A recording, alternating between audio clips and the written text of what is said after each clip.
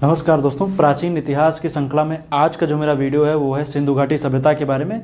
काफ़ी इंपॉर्टेंट ये वीडियो है, इससे संबंधित आपको सभी मैं जानकारियाँ बताऊंगा। तो सबसे पहले इस वीडियो को शुरू करने से पहले मैं आपको बता दूं कि इस मतलब कि जो सिंधु घाटी सभ्यता जो मैं पढ़ा रहा हूँ उसमें मैं ये इतना लंबा टॉपिक है, इसको बताने में 3 से 4 वीडियो बनाने पड़ेंगे तब जा करके पूरा कंप्लीट होगा।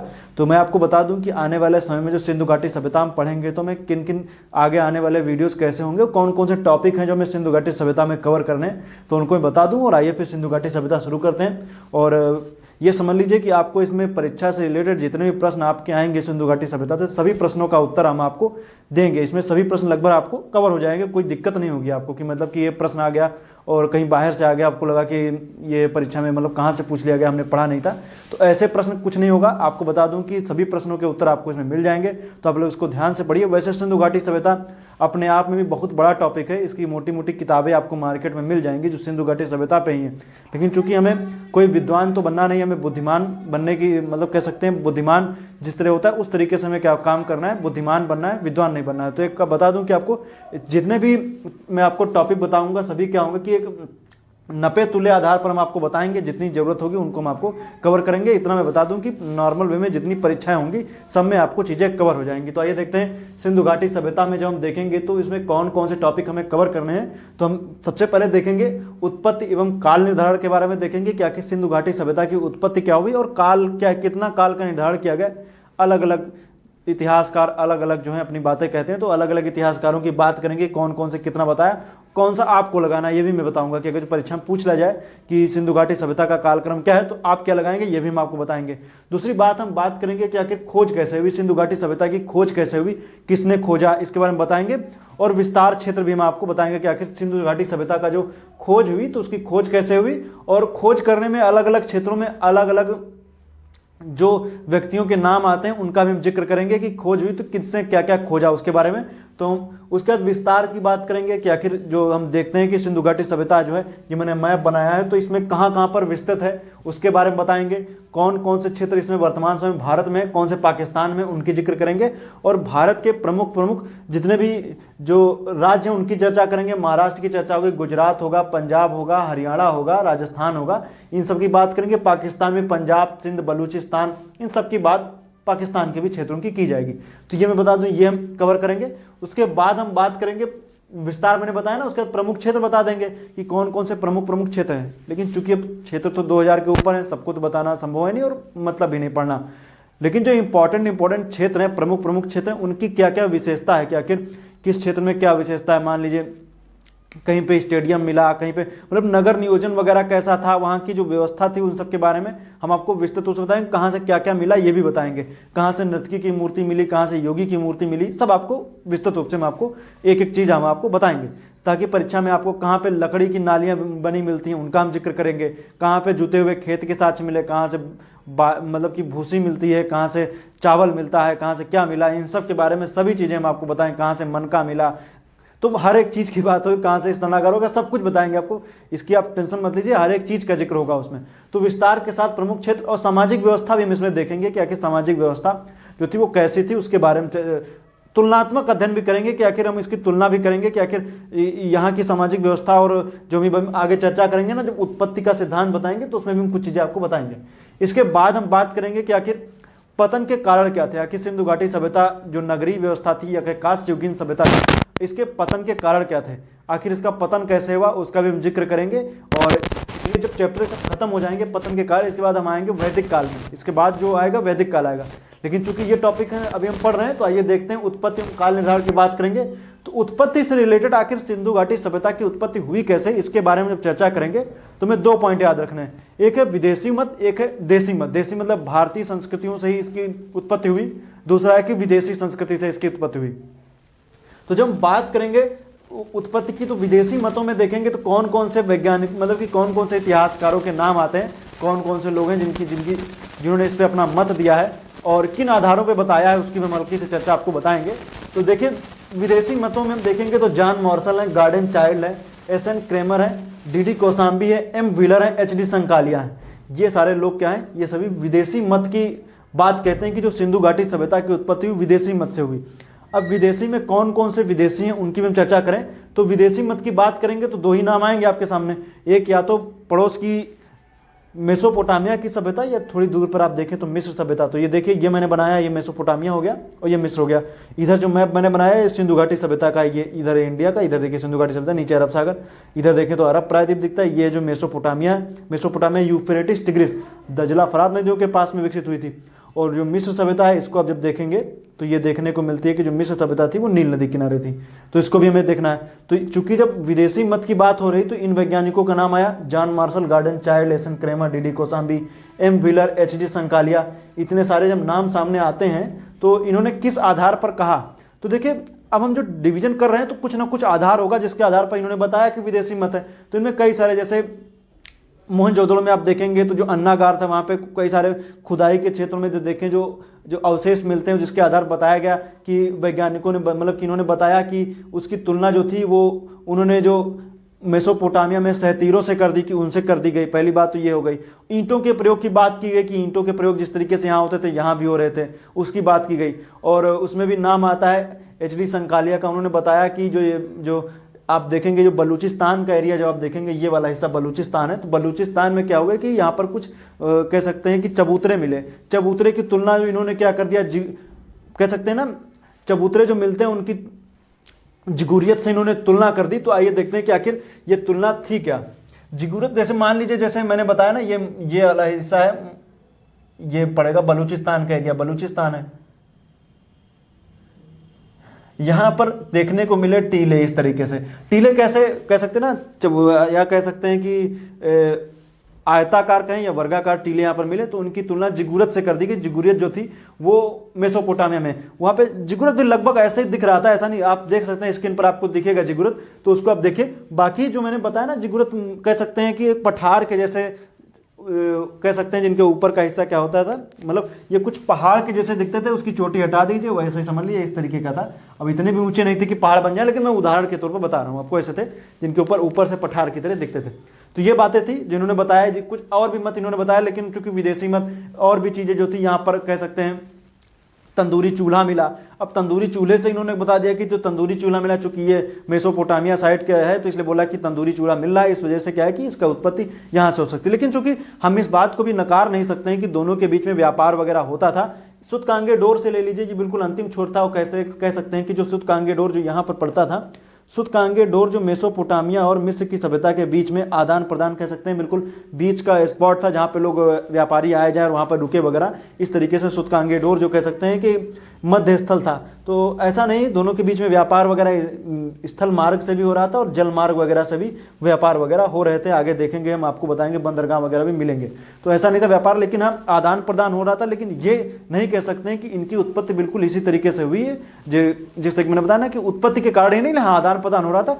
कुछ चीजें यहाँ से वहाँ जा रही थी, कुछ चीजें वहाँ से यहाँ आ रही थी, तो इन दोनों के बीच में आदान प्रदान हो रहा था। लेकिन उत्पत्ति के लिए हम इस पर कह नहीं सकते। उत्पत्ति जो थी विदेशी मत जो है उसको नकारा जा सकता है कि मतलब इनकी वजह से उत्पत्ति है, कारण उत्पत्ति ये मेसोपोटामिया या मिस्र की सभ्यता नहीं है। ये तो चूंकि आप देखें तो ग्रामीण सभ्यता वगैरह थी। यहाँ पे देखें सुनियोजित तरीके से जो रोड वगैरह थी, बिल्कुल कह सकते हैं चौराहे के जैसे इस तरह काटती थी। यहाँ पे तो जैसे तैसे किधर भी कट जाए, होता नहीं कि देखेंगे इस तरह यहाँ से इधर जा रही उधर जा रही, इस तरह से। तो सुनियोजित व्यवस्था थी ये, यहाँ पर इन जगहों पर ऐसा नहीं था। बाकी अगर जो कह सकते हैं कि यहाँ के लोग भी कहते हैं कुछ आकर के बस गए होंगे, जिनकी वजह से यहाँ पर जैसे आप जाते नहीं, जैसे आप मान लीजिए इंग्लैंड में गए तो वहाँ पर भी आप अपना मान लीजिए भारत से कुछ सामान लेकर के गए तो वहाँ पर अपना खाना पीना अपनी तरीके से बनाने लगे। तो उसका मतलब ये थोड़ा ना कि आपने वहाँ पर उत्पत्ति कर दी उस सभ्यता की। हाँ अवशेष मिले हैं यहाँ से, जो यहाँ से यहाँ कुछ आते जाते होंगे। हो सकता है मेसोपोटामिया के लोग तंदूरी चूल्हे कुछ पकाते होंगे, इसलिए यहाँ आए होंगे तो यहाँ पर उनको कुछ मिला होगा। तो ये हो गई बात इनकी।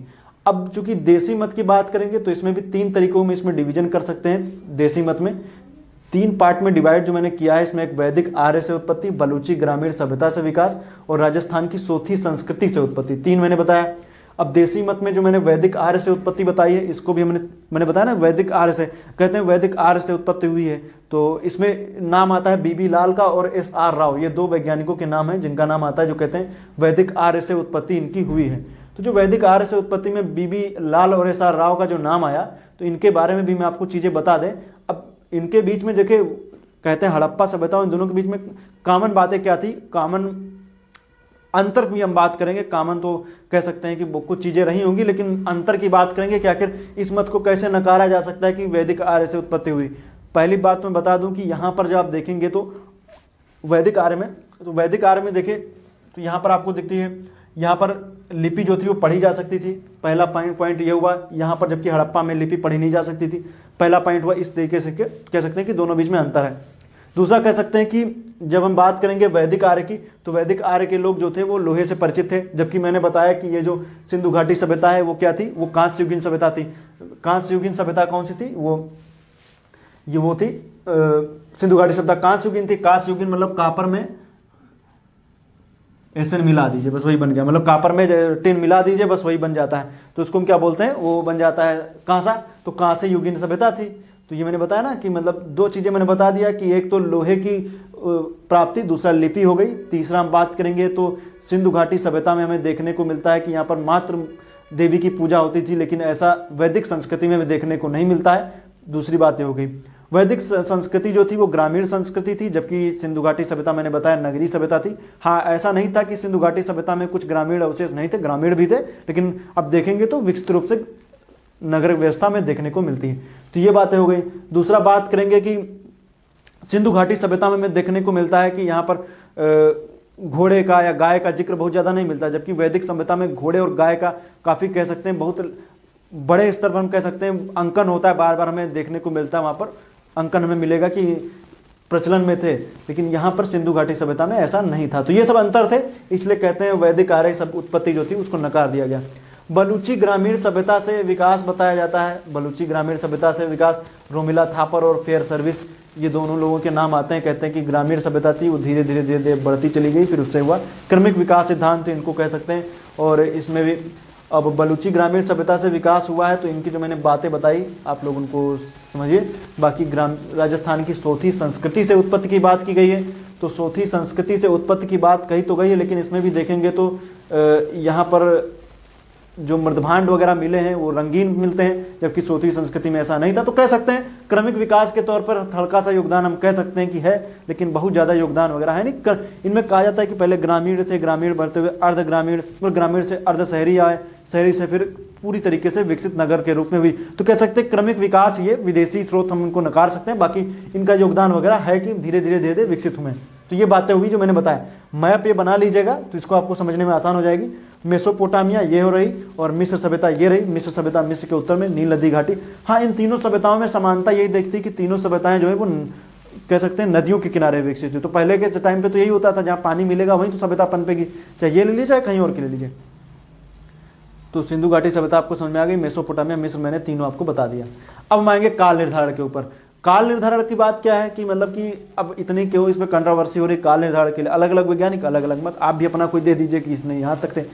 अब देखिए आइए देखते हैं काल निर्धारण जब कार्बन 14 से जब पता किया गया तो मुझसे कह सकते हैं कि उसकी जो डेट निकल के आई 2350 से 1750 ईसा पूर्व से। तो इसको आप ध्यान रखिएगा, 2350 से 1750, ये कार्बन 14 से यही कह सकते हैं कि मान्य कह सकते हैं इसको है। लेकिन खैर अभी आगे और भी आएंगे। फेयर सर्विस है, मैके हैं, जॉन मार्शल है, इनका देखेंगे फेयर सर्विस 2000 से 1500 बीसी का है। मैके ने 2800 से 2500 माना है, जॉन मार्शल 3250 से 2750 माना है। जबकि एनसीईआरटी की पुस्तकों में देखें या राम शरण शर्मा की पुस्तक में देखेंगे तो उसमें दिखेगा 2500 से 1800 बीसी। विकसित हड़प्पा, क्योंकि हड़प्पा में भी देखेंगे तो प्राक हड़प्पा, पूर्ण हड़प्पा विकसित रूप से, उसके बाद में अवशेष जो जैसे जैसे धीरे धीरे पतन होता है। तो मुख्य रूप से जो विकसित हड़प्पा सभ्यता है उसमें जो कह सकते हैं उसकी जो ड्यूरेशन हम देखेंगे वो 2500 से 1800 है। परीक्षा में आ जाए तो यही आपको मानना भी है, 2500 से 1800। तो ये हो गई काल निर्धारण। बाकी आप समझ सकते हैं इसमें कि जो मैंने बताया आपको इसको आप समझिएगा।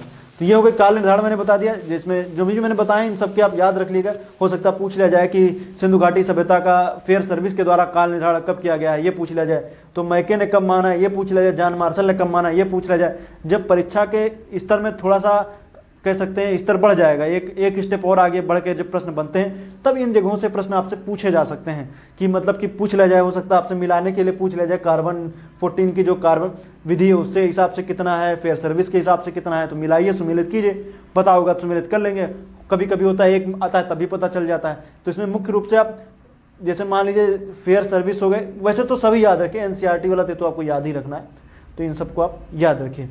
तो ये हो गई बात है जो मैंने बताई आपको। अब थोड़ा सा आते हैं कि देखिए मैंने कौन कौन सी चीज़ें कवर कर ली इसमें। देखिए उत्पत्ति एवं काल निर्धारण कवर हो गया, खोज अभी हम इसी में कवर करे ले रहे हैं कि खोज कैसे हुई थी उसकी बात करेंगे। हालांकि सब क्षेत्रों की खोज नहीं बताएंगे, जो वर्तमान मतलब जो तुरंत के तुरंत मतलब कि जो शुरुआत के खोजे हुए जो क्षेत्र हैं उनका जिक्र करेंगे, और उसके बाद की जो नेक्स्ट वीडियो आएगी उसमें आपको विस्तृत रूप से बताएंगे कौन कौन से क्षेत्र किसने किसने कब कब खोजे। तो खोज जो प्रथम रूप से जब खोजी जाएगी तो उसकी हम चर्चा ये करते हैं। खोज मैंने बताया, इधर भारत का एक मैप बना दिया, पाकिस्तान सम्मिलित है। तो चूंकि पहले की बात हो रही है तो पाकिस्तान, ये वाला हिस्सा जाना है पाकिस्तान है, इधर देखेंगे तो अफगानिस्तान वगैरह पड़ेगा। तो आइए देखते हैं कि आखिर खोज हुई कैसे थी। सबसे पहले बात करेंगे तो खोज जो थी, खोज जब बात करेंगे तो चार्ल्स मेसन का सबसे पहले नाम आएगा कि 1826 में साहिवाल, पाकिस्तान के साहिवाल जिलों में इन्होंने कुछ टीले वगैरह देखे थे, टीले वगैरह देखे, लेकिन उन्होंने उसमें कोई ध्यान वगैरह दिया नहीं। हाँ, हालांकि आगे चल करके उन्होंने अपने टीलों का अवलोकन किया और 1942 में इन्होंने अपना एक पुस्तक निकाली, नैरेटिव ऑफ जर्नीज में इन्होंने उस टीलों का जिक्र किया। लेकिन अभी तक ये किसी कह सकते हैं कि उल्लेख इन्होंने किया लेकिन किसी नतीजे तक ये पहुंच नहीं पाए कि मतलब क्या है ये। उसके बाद में आगे चल करके 1856 का समय आता है, और चूंकि जॉन एंड लॉर्ड डलहौजी का काल में देखिए आप तो खूब जबरदस्त तरीके से रेलवे लाइन बिछाई जा रही थी, रेलवे का जाल आप जाना ना, रेलवे लाइन वगैरह बिछाई जा रही थी। तो रेल वगैरह तो जब बिछाई, वैसे तो रेलवे लाइन का जाल तो करजन के टाइम पे बिछाया गया, लेकिन रेलवे लाइन का जो निर्माण आप जान ही रहे कि डलहौजी ने किया था। तो उसी टाइम पे डलहौजी के काल में ही कि यहाँ पर रेलवे लाइन वगैरह बनाई जा रही थी। कहाँ से कहाँ तक? कराची से लाहौर, ये रहा लाहौर, यह है कराची, कराची से लाहौर के बीच में रेलवे लाइन बिछाई जा रही थी। तो उसमें अब उसमें देखेंगे तो कराची से लाहौर जब रेलवे लाइन, उसमें ब्रंटन बंधु का भी नाम वगैरह आएगा, लेकिन अब इतना ध्यान रखिए कि कराची से लाहौर के बीच में पटरियों का निर्माण किया जा रहा था। उसमें इनको कुछ ईंटें वगैरह प्राप्त हुई। कहाँ से थी? ईंटें वगैरह कुछ प्राप्त हुई।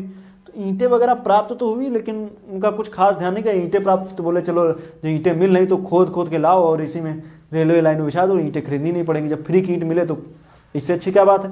तो फ्री की ईंटें मिल रही थी तो उन्होंने क्या किया, ईंटें उठा उठा के इसी पटरी पे बिछा दिया, ईंटें उसी में रेलवे लाइन बन गया। अभी आप देखेंगे तो अब हो सकता है आप तो खुद के हो सकता है नए स्तर बन गए, लेकिन इनकी अगर देखेंगे तो इनमें आपको पटरियों में इनमें नीचे आपको ईंटें मिलेंगी। और भी हम जब आगे देखेंगे वो स्थल हड़प्पा ही था जहाँ पे ईंटें मिल रही थी, इनको हड़प्पा ही मिला था। अब आगे चल करके जब हम हड़प्पा का जिक्र करेंगे तो हम देखेंगे कि हड़प्पा में जो ईंटें वगैरह मिली थी उसका आप देखेंगे इतिहास निर्माण में बहुत ज़्यादा इस क्षेत्र का योगदान नहीं, क्योंकि इतनी ईंटें मिल गई कि अगल बगल के लोग वगैरह जो थे सबके सब ईंटें ले लेके, जो होता है ना कि फ्री की चीज़ मिल जाए। ऐसा आप पेपर में पढ़िए कभी कि मान लीजिए कहीं एक ट्रक पलट गया, टैंकर पलट गया, दूध का टैंकर था, तो देखिए भगदड़ मच जाती दूध के लिए, जिसको देखो बर्तन ला करके दूध लेकर के भागने लगता है।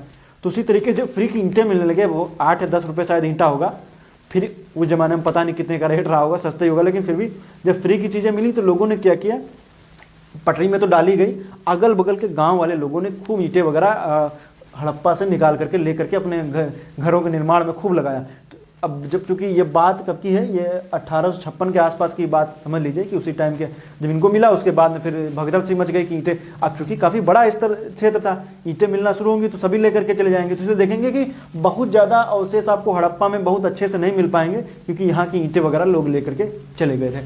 पहले तो रेलवे लाइन में बिछा दी गई, फिर बाकी बचे बच्चे सब अगल बगल के लेकर के चले गए। तो इस तरीके से देखेंगे हड़प्पा से लेकर के कराची मतलब लाहौर से कराची के बीच में एक रेलवे लाइन बिछाई जा रही थी। उस रेलवे लाइन में क्या हुआ कि कुछ टीले मिले, टीले में ईंटें मिले, ईंटें ले जा करके इनमें डाल दिया गया। ये कनिंघम के नेतृत्व में सब काम हो रहा था।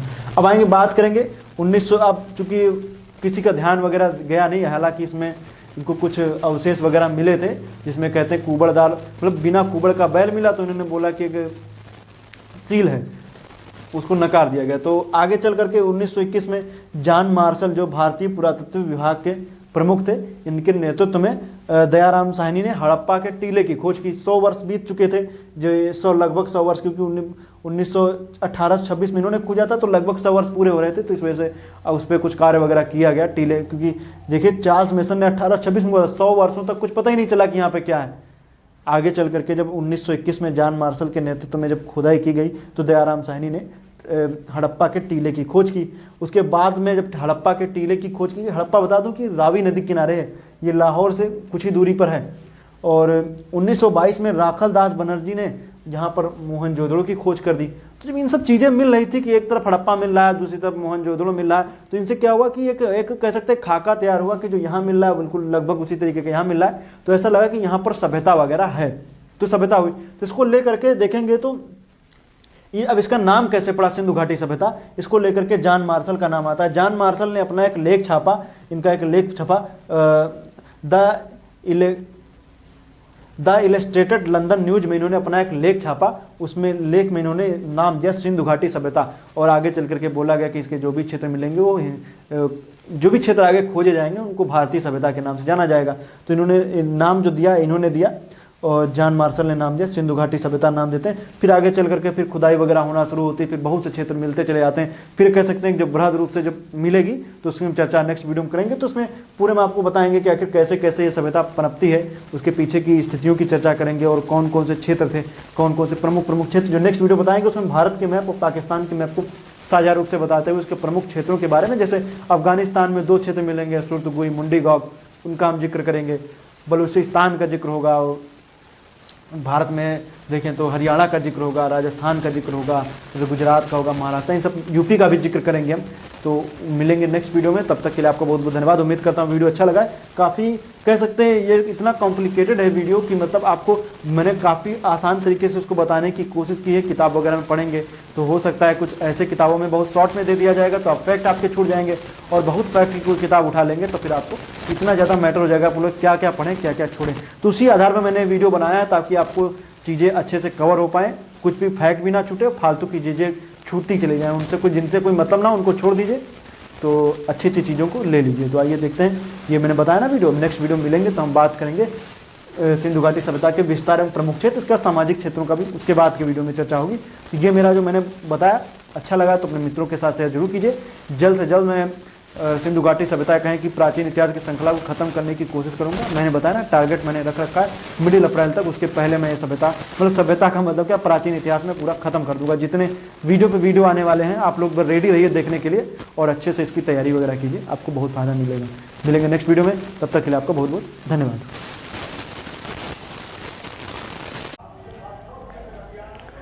नमस्कार दोस्तों, स्वागत है आपका न्यू उत्कर्ष आईएएस यूट्यूब चैनल में। आज का जो वीडियो है जिसमें हम देखने वाले हैं हड़प्पा के प्रमुख स्थलों के बारे में। विस्तार की बात हमने की थी कि इस वीडियो में हम देखेंगे कि हड़प्पा सभ्यता का विस्तार कहाँ तक है, वो तो बात हम जान रहे हैं किन किन देशों में विस्तार है, लेकिन प्रमुख हम हड़प्पा के प्रमुख स्थलों की बात करेंगे। राज्यों के हिसाब से कौन कौन से क्षेत्र कहाँ कहाँ पर पड़ते हैं उनकी बात हम करेंगे। जैसे पूछ लिया जाए कि सुतका अंगेडोर कहाँ है, पूछ लिया जाए मांडा कहाँ है, पूछ लिया जाए दायमाबाद कहाँ है, तो आपको उन चीज़ों को पता होना चाहिए। तो इस वजह से ये जो मैं वीडियो लेकर के आया हूँ जिसमें हम प्रमुख हड़प्पा के प्रमुख स्थलों की बात करेंगे, लेकिन ऐसा नहीं है कि स्थलों की बात करते हुए सिर्फ बाकी के इनके बारे में विशेषता नहीं बताएंगे। जो नेक्स्ट वीडियो मेरा आएगा जो हड़प्पा के प्रमुख स्थल होंगे उनकी हम विशेषताओं के बारे में बात करेंगे। निचला टीला और पश्चिमी टीला, पूर्वी टीला, इनकी बात होगी, कौन कौन सी विशेषताएं रहीं, कहाँ पर क्या मिला, इनकी बात होगी।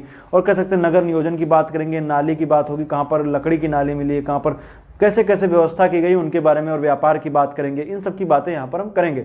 लेकिन चूंकि इस वीडियो में हम आपको सिर्फ बताएंगे कि कौन कौन से क्षेत्र हड़प्पा के कहाँ कहाँ पर हैं, राज्यों के हिसाब से डिवीजन करेंगे, पाकिस्तान के प्रमुख राज्यों के बारे में कहाँ कहाँ पर फैले थे और भारत के राज्यों के बारे में विस्तार से बताएंगे। तो सबसे पहले मैं बता दूं कि हड़प्पा के प्रमुख क्षेत्र जो हैं वो 3 देशों में फैले हुए हैं। कौन कौन से? भारत, पाकिस्तान और अफगानिस्तान, जिसमें से अफगानिस्तान में सिर्फ 2 हैं।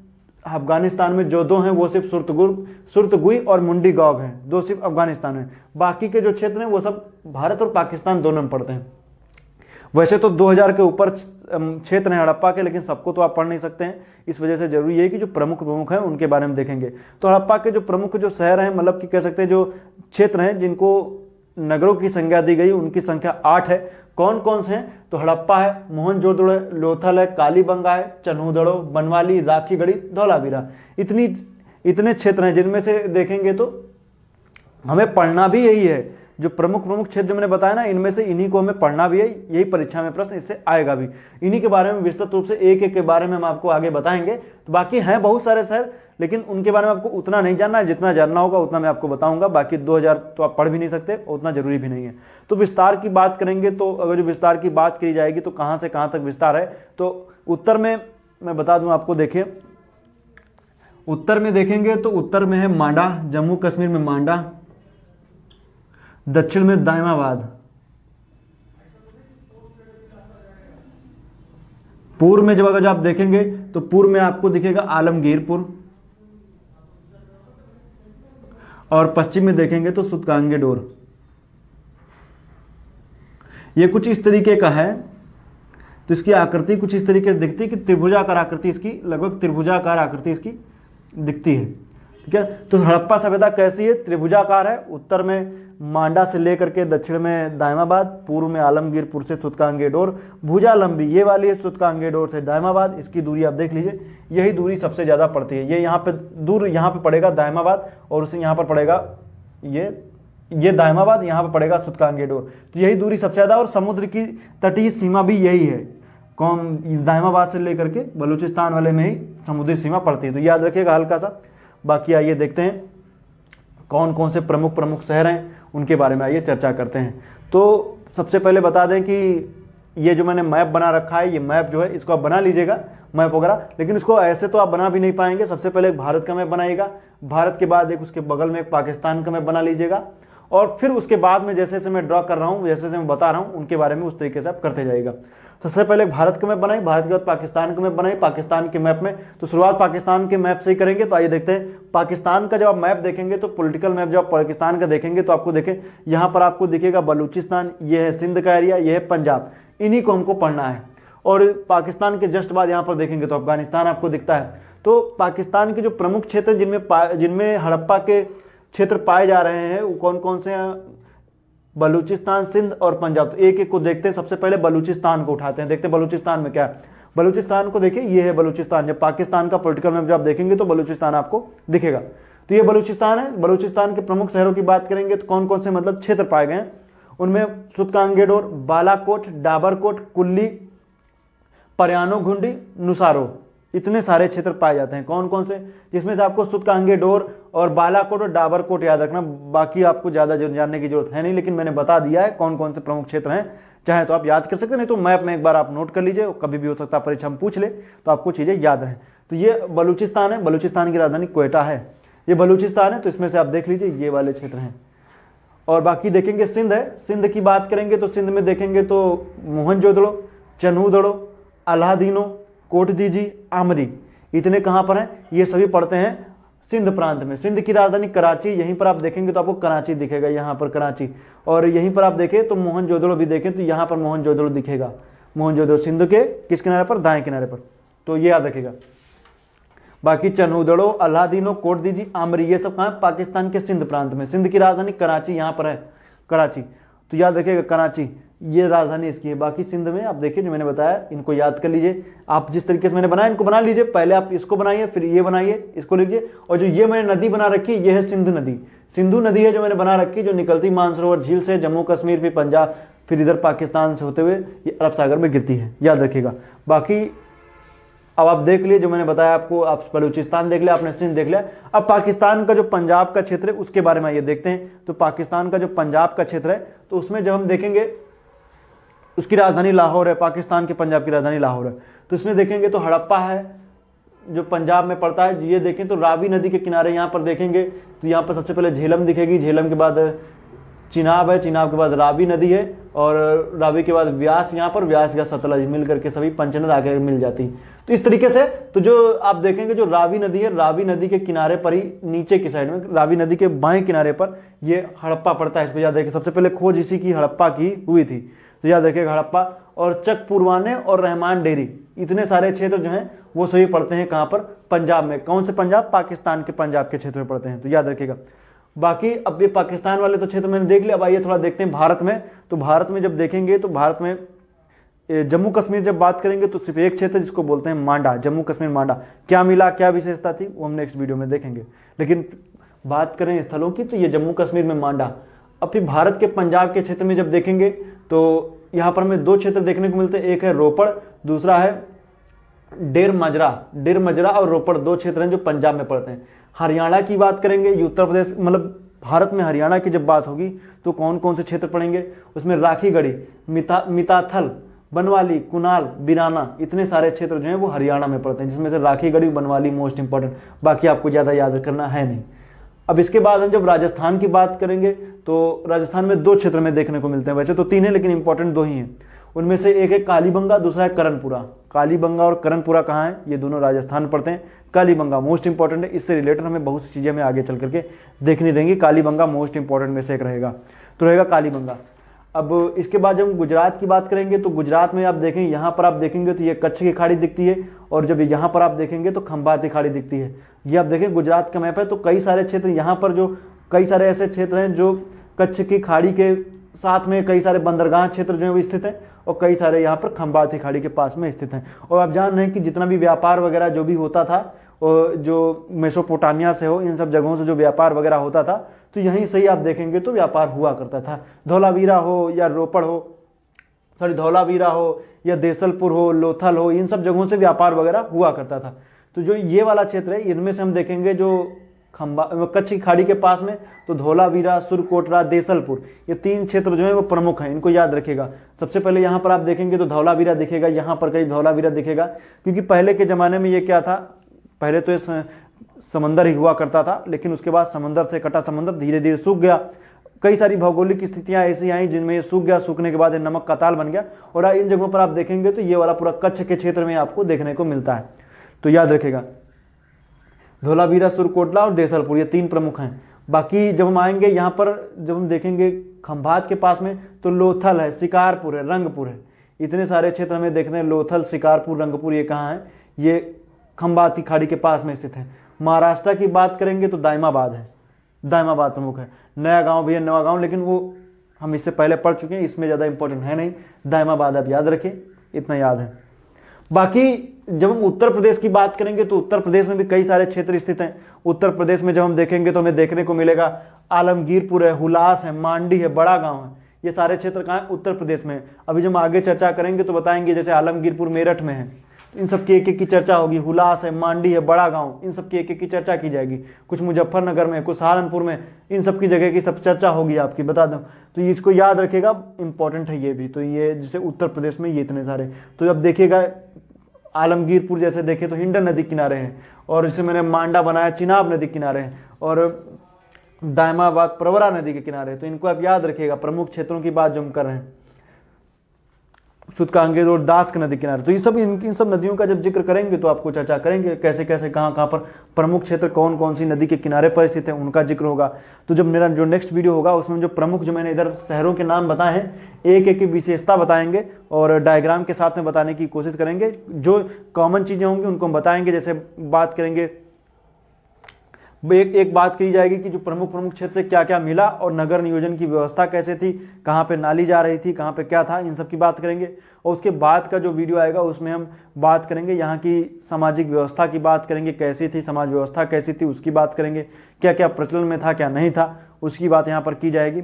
और उसके बाद में हम देखेंगे, उसके बाद में पतन के कारण पे बात करेंगे। तो ये सिंधु घाटी सभ्यता का दूसरा वीडियो। इसके बाद 2 वीडियो और आएंगे जिसमें सिंधु घाटी सभ्यता जो है वो खत्म हो जाएगी, उसका हम जिक्र करेंगे पतन के कारण, और अलग अलग वैज्ञानिकों का या अलग अलग जो इतिहासकार हैं उनका जो जिक्र होगा, वो कौन कौन से मत मानेंगे, किस आधार पर यह सभ्यता नष्ट होगी, उसकी हम चर्चा करेंगे। तो वो अगले वीडियो में आएगा। तो आप लोग इसी तरीके से देखते रहिए, जल्द से जल्द आपके समक्ष एक नया वीडियो प्रस्तुत होने वाला है, तो आप लोग देखिए। और इस तरीके से श्रृंखला जो कंटिन्यू चल रही है आपके लिए काफ़ी लाभप्रद है, आप लोग इसको देखिए।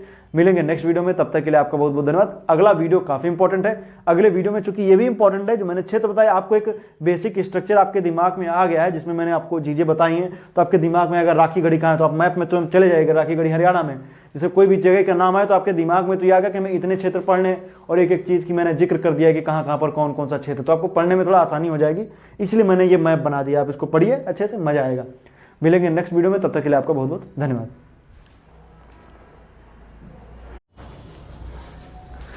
नमस्कार दोस्तों, स्वागत है आपका न्यूज़ का साइंस यूट्यूब चैनल में। आज के इस वीडियो में हम देखने वाले हैं सिंधु घाटी सभ्यता के प्रमुख स्थलों के बारे में देखेंगे, उनकी विशेषताओं के बारे में देखेंगे, क्या क्या विशेषताएं रही हैं।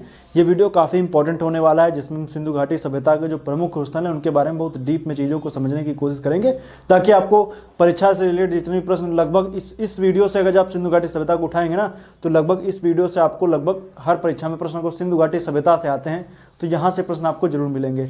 इसके बाद हम एक वीडियो और सिंधु घाटी सभ्यता का बनाएंगे, और सिंधु घाटी सभ्यता खत्म हो जाएगी, फिर हम वैदिक सभ्यता पर आ जाएंगे। तो आइए देखते हैं इस वीडियो में क्या है खास। तो आइए देखते हैं। इसके बाद जो वीडियो होगा, वैसे इसमें मैंने जो प्रमुख, इससे पहले के वीडियो मैंने बताया था कि सिंधु घाटी सभ्यता के 8 जो जगह हैं उनको नगर की संज्ञा दी गई है, उन 8 का हम इसमें जिक्र करेंगे। लेकिन ऐसा नहीं है कि सिंधु घाटी सभ्यता के सिर्फ 8 ही शहर है जिनको आपको पढ़ना है, और भी कुछ शहर फेमस रहेंगे जिनकी 1 या 2 लाइन की कुछ विशेषताएं रही होंगी, कहीं से कुछ मिल गया होगा। इन सब का जिक्र हम नेक्स्ट वीडियो में करेंगे। उसी वीडियो में इसके पतन के कारणों की भी हम चर्चा कर लेंगे, क्या कि सिंधु घाटी सभ्यता का पतन हुआ क्यों था, उसके पीछे कारणों, बाढ़ का जिक्र करेंगे, नदियों की सूखे का भी जिक्र होगा, और देखेंगे कि नदियों ने मार्ग बदल दिया इस वजह से होगा, या कोई आक्रांता विदेशी आ गए इसकी वजह से होगा। तो हम सभी चीज़ों का हम जिक्र करेंगे। तो आइए देखते हैं सिंधु घाटी सभ्यता के प्रमुख स्थल। तो सिंधु घाटी सभ्यता के प्रमुख जो स्थल हैं उनकी विशेषताएं क्या हैं उनका हम जिक्र करेंगे। तो सबसे पहले हम बता दें कि सिंधु घाटी सभ्यता में देखने को मिलता है, लगभग जितने भी क्षेत्र मिलते हैं वो सभी 2 पार्ट में डिवाइड थे। एक है 2 टीला कह सकते हैं, पश्चिमी टीला, पूर्वी टीला, 2 पार्ट में देखने को मिलते हैं, पश्चिमी टीला और पूर्वी टीला। जो पश्चिमी टीला था उसको हम गढ़ी के नाम से भी, देखिए यहाँ पे 2 फिगर मैंने बना रखे हैं, एक पश्चिमी टीला एक पूर्वी टीला। जो पश्चिमी टीला है इसको गढ़ी के नाम से भी जानते हैं। पश्चिमी टीले में जो लोग रहते थे उनको जब हम देखेंगे तो पश्चिमी टीले में जो उच्च वर्ग के लोगों की बात करेंगे तो वो यहाँ पर रहते थे, जैसे राजा महाराजा टाइप के, या कहीं जो उच्च वर्ग के लोग थे वहीं वहाँ पर रहते थे, पुरोहित वगैरह ये सब लोग वहाँ पर रहते थे। पूर्वी टीला जो था वो आम जन लोगों के लिए था, जितनी भी जनता थी वो सभी पूर्वी टीले पर रहती है। तो ये चीज़ याद रखिएगा, पूर्वी टीले में रहती है। और इसमें क्या उच्च वर्ग के लोग रहते थे। तो इसमें क्या है, इसमें जब हम देखेंगे तो कई जगहों पर मिलता है स्थल, जब हम चर्चा करेंगे तो इनमें भी क्या किया गया, दुर्गीकरण कर दिया गया इनका। कहीं जगह पर हमें मिलेगा कि पश्चिमी टीले का दुर्गीकरण मिलेगा, कहीं पश्चिमी पूर्वी का एक साथ दुर्गीकरण कर दिया जाएगा, कहीं पर कुछ नहीं मिलेगा। तो ये चीज याद रखेगा जब हम दुर्गीकरण की बात करेंगे कि कौन सा टीला दुर्गीकृत है, तो आप इस फिगर को अपने दिमाग में रखिएगा, पश्चिमी टीला और पूर्वी टीला। जब हम बात करेंगे कि दोनों टीले एक ही दुर्ग में, मतलब एक ही दीवार से दुर्गीकृत थे, तो आप दोनों को समझ लीजिएगा कि एक ही से थे। कौन एक में थे तो इसको समझ लीजिएगा। अभी हम जब बात करेंगे धौलावीरा की तो उसमें पश्चिमी टीला, पूर्वी टीला और एक मध्य टीला भी आ जाएगा, इसके बीच में मध्य टीला आ जाएगा जहां से स्टेडियम वगैरह मिलेगा। तो धौलावीरा 3 पार्ट में डिवाइड था, बाकी सभी 2 पार्ट में, धौलावीरा 3 पार्ट में। अभी हम चर्चा करेंगे आगे। अब बात करेंगे यहां पर तो जो देखने को मिलेगा कि यहाँ पे जो ईंट वगैरह का जो प्रयोग हो रहा था, ईंटें वगैरह, वैसे तो ईंटें कई प्रकार की थी, लेकिन जो ईंटों को बनाने, जो घर वगैरह या दीवार वगैरह बनाने में जो ईंटों का प्रयोग हो रहा था तो उसमें इंग्लिश बॉन्ड स्टाइल था। तो इंग्लिश बॉन्ड स्टाइल क्या है कि आप देखेंगे तो ईंटें वगैरह जिनका अनुपात, पहली बात तो ईंटों का अनुपात है, अब याद रखिए 4:2:1, लंबाई चौड़ाई ऊंचाई देख लीजिए 4:2:1 की मिलती। कई जगह पर यह अनुपात चेंज भी है, लेकिन अनुपात तो लगभग हर जगह पे यही है, 4:2:1 का अनुपात है। इंग्लिश बॉन्ड स्टाइल क्या है, इंग्लिश बॉन्ड स्टाइल आप इधर फिगर में देख सकते हैं इंग्लिश बॉन्ड स्टाइल क्या है। बाकी के जैसे हम देखेंगे तो इंग्लिश बॉन्ड स्टाइल में क्या होता था, पहले ईंटें जो थी लंबी लंबी इस तरीके से बिछा दी जाती थी, इस तरह से लंबी लंबी, और उसके बाद में इस तरीके से ये एक ईंट लंबी लंबी इस तरीके से, दूसरी फिर इस तरीके से। तो देखिए यहां पर इस तरीके से आ जाती थी, फिर इसके बाद फिर लंबी लंबी ईंटें, देखिए जैसे यहां मैंने बना रखा। तो पहले लंबी लंबी ईंटें, उसके बाद में खड़ी खड़ी इस तरीके से, इस तरह से ईंटें, पहले इस तरह से, फिर एक इस तरीके से नीचे वाले, फिर इस तरीके से, उसके बाद नीचे फिर उसके लंबी लंबी, इस तरीके से ईंटें बिछा दी जाती थी। इसको बोला गया इंग्लिश बॉन्ड स्टाइल। आज के टाइम पर भी देखेंगे तो घर वगैरह जो बनते हैं वो इंग्लिश बॉन्ड स्टाइल का यूज किया जाता है, इंग्लिश बॉन्ड स्टाइल का। तो सोचिए इंग्लिश बॉन्ड स्टाइल काफी पुराना, बहुत दिनों से चलता चला आ रहा है। सिंधु घाटी सभ्यता में भी इंग्लिश बॉन्ड स्टाइल हमें देखने को मिलता है। इससे होता क्या था, इंग्लिश बॉन्ड स्टाइल में कह सकते थे दीवार में स्थायित्व होता था। अगर जो सीधे सीधे ईंट की बना देंगे तो गिरने के चांस थोड़ा सा ज्यादा रहते थे। अगर जब इंग्लिश बॉन्ड स्टाइल का प्रयोग किया जाएगा तो ईंटें वगैरह जो होंगी मजबूती से पकड़े रहेंगे आपस में, तो गिरने के चांस थोड़ा कम रहेंगे। इस वजह से मजबूती के लिए इंग्लिश बॉन्ड स्टाइल का प्रयोग किया जाता था। तो 2 चीजें याद रखिएगा, पश्चिमी गढ़ी टीला और पूर्वी टीला, और इसमें प्रयोग किया गया है इंग्लिश बॉन्ड स्टाइल।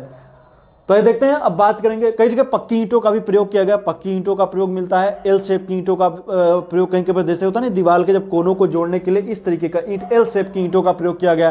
कहीं पर वक्राकार ईंटों का प्रयोग किया गया है, इनको कहीं चंद्राकार भी कह सकते हैं। इस तरह की ईंटों का भी प्रयोग हमें देखने को मिलेगा। तो ये इन सब का भी जिक्र भी होगा। और आइए प्रमुख शहरों की हम बात कर लेते हैं कि कौन कौन से प्रमुख शहर हैं जिनकी हमें चीज़ों को देखना है। तो आइए देखते हैं। सबसे पहले हम बात करेंगे हड़प्पा की। तो हड़प्पा की जब हम बात करेंगे तो हड़प्पा, सबसे पहले ये याद रखें हड़प्पा कहाँ है। हड़प्पा जो हम स्थल देखेंगे वो पाकिस्तान में है। हड़प्पा कहाँ है, पाकिस्तान में। पाकिस्तान का जो क्षेत्र है वो पाकिस्तान का साहिवाल डिस्ट्रिक्ट वहाँ पड़ता है पाकिस्तान में, वहीं पर है। साहिवाल डिस्ट्रिक्ट कहाँ है, पाकिस्तान में, तो वहीं पर ये है, इसको याद रखिएगा, पाकिस्तान में साहिवाल डिस्ट्रिक्ट। इसकी खोज जब मैं बता दूं सबसे पहले यही मिला था पाकिस्तान में, जब देखेंगे तो सबसे पहला स्थल यही मिला था हड़प्पा, जो पाकिस्तान के साहिवाल डिस्ट्रिक्ट में 1921 में दयाराम साहनी ने खोजा था। अब चूंकि मैंने बताया था ना इससे पहले कि लाहौर से कराची के बीच में रेलवे लाइन बिछाई जा रही थी, तो उसी में देखेंगे तो यहाँ के टीले वगैरह भी कई सारे यहाँ से ईंटें वगैरह का प्रयोग कर लिया गया।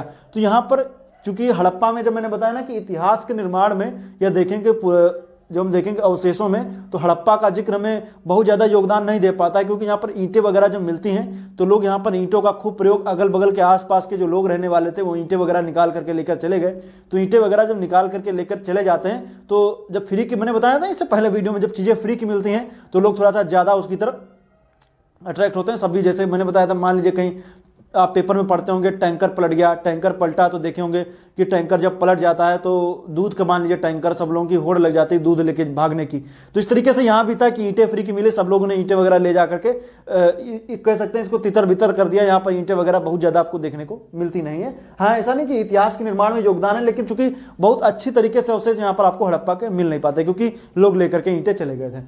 तो इसमें हम देखेंगे तो पश्चिमी टीला रक्षा दीवार से घिरा हुआ था। आप समझ लीजिए, मैंने बताया ना पश्चिमी टीला जिसमें पुरोहित उच्च वर्ग के लोग रह रहे थे, तो ये क्या था कि ये रक्षा दीवार से घिरा हुआ था, मतलब कि इसके आसपास भी जब आप देखेंगे तो यहाँ पर एक और इस तरीके से यहाँ पर एक दीवार बनाई गई थी। तो ये रक्षा दीवार कौन कौन से काम कर सकती थी? तो रक्षा दीवार, ये वीडियो थोड़ा सा लंबा हो सकता है तो आप लोग धैर्य बनाए रखिए, देखिए पूरा अंत तक, बहुत अच्छी अच्छी चीजें इसमें मिलने वाली हैं। तो रक्षा दीवार से घिरा हुआ था, तो रक्षा दीवार से घिरा है, मैंने बताया ना कि ये क्या रक्षा दीवार से घिरा हुआ है। अब ये रक्षा दीवार दो तरीके से काम करती थी, एक बाढ़ वगैरह कभी आ जाए, जैसे मान लिया रावी नदी किनारे ना, तो हो सकता है कभी रावी में बाढ़ आ जाए। एक तो बाढ़ से कह सकते थे कि बाढ़ से सहायता करता था, और विदेशी आक्रांता वगैरह जब कोई हमला वगैरह हो जाए तो उनसे भी रक्षा हो सकती थी, याद रखेगा। अब इसमें अवशेष वगैरह क्या मिले, इनको थोड़ा सा समझ लीजिए कि क्या क्या अवशेष मिले हैं। और इसमें देखेंगे तो हिरण पर आक्रमण करते हुए कुत्ते की मूर्ति है, मतलब हिरण पर आक्रमण करता हुआ कुत्ता है, उसकी मूर्ति यहाँ पर मिली, पहली बात ये। दूसरा है तांबे की इक्का गाड़ी तांबे की यहाँ पर मिली है। और जले हुए गेहूं एवं जौ की भूसी के अवशेष मिले, जले हुए गेहूं एवं जौ की भूसी के अवशेष मिले, पश्चिमी टीले से मिले यहाँ पर। तो इससे लगता था कि यहाँ पर ऐसा होता नहीं कि जैसे चक्की वगैरह होती है जिसमें क्या किया जाता है कि आप देखे होंगे, उसे ऐसा लगता है कि यहाँ पर चक्की वगैरह भूसी वगैरह मिली और जलने वलने के भी अवशेष यहाँ पर मिले। तो ऐसा लगता था कि इनसे क्या हुआ जा रहा था कि मतलब जले हुए जौ वगैरह क्या हो रही थी, इससे निकाली जा रही थी चक्की वगैरह टाइप की, मतलब क्योंकि अब ऐसा तो खा नहीं लेंगे, तो इसे ऐसा यहाँ पर लग रहा है मिले हुए अवशेषों के आधार पर। 16 ताम्र की भट्टियां मिले, तो सीधी बात मैंने बताया ना, जले हुए भट्टियां भी यहीं पर मिलेंगी, आपको भट्टियां मिल जाएंगी। और R37 और HR समाधि का नाम दे दिया गया, R37 में HR समाधि भी यहाँ से मिली है। मुंह में खरगोश पकड़े हुए कुत्ता, अब मुंह में खरगोश को पकड़े हुए कुत्ता जो है उसके भी यहाँ पर अवशेष मिले हुए, मतलब कि ऐसे यहाँ पर चित्रांकन वगैरह कहें कि हमें मूर्ति वगैरह मिली हुई। कछुए की हड्डी मिली है, कछुए की हड्डी कहाँ मिली? तो हड़प्पा से मिली हुई है। और सांप को पंजे में दबाए हुए गरुड़ मतलब देखे होंगे जिसको बाज कहते हैं ना, गरुड़, तो वो क्या हुआ है कि सांप को पंजे में, जैसे नहीं बाज जो होता है वो सांप को खा लेता है, तो उसको पंजे में दबाए हुए है, इसका भी जिक्र यहाँ पर मिला हुआ है। तो ये चीजें रही हड़प्पा की जो मैंने बताया, पश्चिमी टीला जो है। और इसमें बात बता दें, इसको याद रखिएगा, जो भी चीजें मैं बता रहा हूँ इनको समझिएगा, याद रखिएगा। बाकी बता दें, इनके जो पश्चिमी टीला था, इसका जो द्वार था उत्तर की ओर, ये सब खैर बहुत ज्यादा अंदर डीप जाएंगे तो मैंने बताया ना कि हड़प्पा सिर्फ सिंधु घाटी सभ्यता की मोटी मोटी किताबें आती हैं, तो आप उसको पढ़ेंगे तब फिर आप कह सकते हैं हड़प्पा पढ़ने लायक ही बचेंगे। इसलिए जरूरी है कि चीज़ों को समझ तौल करके उतनी चीज़ें पढ़ी जाएं जितना आपको परीक्षा की दृष्टि से इंपॉर्टेंट है, उतना आपको जानना भी चाहिए। तो आइए देखते हैं, फिर हम बात करेंगे मोहनजोदड़ो की। अगर जो बात करेंगे तो मोहनजोदड़ो का मतलब था मृतकों का टीला। ये स्थित है सिंध प्रांत पाकिस्तान में, ये भी पाकिस्तान में ही है, पाकिस्तान का साहिवाल तो सिंध प्रांत में है। सिंध में खैर ये भी है, ये भी सिंध प्रांत में ही है, ये पंजाब प्रांत में पड़ेगा, सॉरी ये पंजाब प्रांत में, ये क्या सिंध प्रांत में। इसकी खोज 1922 में राखलदास बनर्जी ने की थी। और इसको याद रखिएगा, हड़प्पा एवं मोहनजोदड़ो को सिंधु सभ्यता की जुड़वा राजधानी भी कहते हैं। इसको थोड़ा सा आपको अच्छे से पढ़ना पड़ेगा, सिंध मोहनजोदड़ो को, इसके ऊपर एक फिल्म भी आई थी। हड़प्पा मोहनजोदड़ो सिंधु सभ्यता की जुड़वा राजधानी कहा गया। इसमें याद रखिएगा दोनों टीले सुरक्षा प्राचीर से घिरे हुए हैं, ये वाला टीला भी और ये वाला टीला भी, दोनों टीले जो हैं वो सुरक्षा प्राचीर से घिरे हुए हैं। तो ये मोहनजोदड़ो की विशेषता है कि पश्चिमी टीला और पूर्वी टीला दोनों रक्षा प्राचीर से यहाँ पर घिरे हुए आपको देखने को मिलेंगे। अब इसमें और भी हम देखेंगे तो यहाँ पर पश्चिमी टीले में एक स्तूप का निर्माण है, मतलब यहाँ पर एक स्तूप मिला है पश्चिमी टीले में, जिसका निर्माण आगे चल करके देखेंगे तो कनिष्क ने करवाया। कुषाण वंश का शासक कनिष्क है, उसने यहाँ पर एक टीले का निर्माण करवाया था। कहाँ पर मतलब यहाँ पर एक स्तूप जैसा बनवाया था जो पश्चिमी टीले पर, तो इसलिए इसको स्तूपों का शहर भी कहते हैं पश्चिमी टीले को। तो याद रखिएगा, पश्चिमी टीलों को स्तूपों का शहर भी कहते हैं। पश्चिमी टीले में स्तूप वगैरह भी यहाँ पर मिला जो कनिष्क ने बनवाया था, याद रखिएगा। तो स्तूपों का शहर किसको बोलते हैं? पश्चिमी टीले को। कहाँ का? मोहनजोदड़ो का। अब इसमें बात करेंगे पश्चिमी टीले में और भी कई सारी चीजें थी, मैंने बताया ना, उच्च वर्ग लोग यहाँ पर रह रहे थे, यहाँ पर और भी कई चीजें मिलती हैं। तो यहाँ से क्या क्या मिलता है? अन्नागार मिलता है। अन्नागार का मतलब जहाँ पर खाने को, मतलब कि जहाँ पर आपका जो स्टोर करेंगे, जहाँ पर आपका जो खाद्यान्न भंडारण जो होता है वो वहाँ पर स्टोर कर सकते हैं। स्टोर करने के लिए भी आप देखेंगे तो यहाँ पर काफी अच्छी टेक्निक मिलती है। इस तरीके से यहाँ पर आप इधर आइए, मैं इधर आ जाता हूँ, थोड़ा आपको अच्छे समझ में आ जाएगा। आप देखेंगे ना, यहाँ पर जब आप देखेंगे तो इस तरीके से आपको लंबे लंबे में खांचे में आपको मिलेगा, जिनके बीच में आप कह सकते हैं खाने, मतलब खाद्यान्न वगैरह स्टोर किए जाते थे। इस तरीके से आपको यहाँ पर देखने को मिलेगा पश्चिमी टीले में। पश्चिमी टीले में ऐसा मिलता है। और यहाँ से जब हम देखेंगे तो हमें मिलता है कि अब महाविद्यालय मिला है, तो महाविद्यालय भी पश्चिमी टीले में मिला हुआ है। कहाँ से मिला है महाविद्यालय? महाविद्यालय मिला है मोहनजोदड़ो से। और यहाँ से क्या मिला? वृहद स्नानागार मिला है। वृहद स्नानागार कहाँ से मिला है? तो वृहद स्नानागार मिला है मोहनजोदड़ो से। अब वृहद स्नानागार की क्या विशेषता थी, आइए थोड़ा सा देख लेते हैं स्नानागार के बारे में, चीजें क्या है। तो अब इसमें भी आप देखेंगे और भी अब जो बात करेंगे तो 7 क्रमिक स्तर पर यहाँ पर बार बार ऐसा देखने को मिला है कि यहाँ पर 7 क्रमिक स्तरों पर इस जो शहर है इसका निर्माण किया गया है। तो इसलिए ऐसा लगता है कि यहाँ पर 7 बार बाढ़ आई होगी, ऐसा मानना था। किसका मानना है? जॉन मार्शल का ऐसा मानना है कि यहाँ पर 7 बार बाढ़ आई थी। तो आइए थोड़ा सा देखते हैं कि यहाँ पर स्नानागार की विशेषता थोड़ा सा देख लेते हैं, क्या पिछले जमाने में भी कैसा स्नानागार रहा होगा, तो उसको आइए देखते हैं। सबसे पहले बात करेंगे स्नानागार की। तो स्नानागार जो बना हुआ है इसमें आप समझिए, स्नानागार में 2 तरफ सीढ़ियां हैं। एक है उत्तर की तरफ से, उत्तर की तरफ सीढ़ियां देखेंगे तो इनमें 9 है। नीचे की तरफ देखेंगे तो इसमें भी 9 सीढ़ियां बनी हुई हैं। दोनों तरफ क्या है? 9 सीढ़ियां हैं। 9 सीढ़ियां।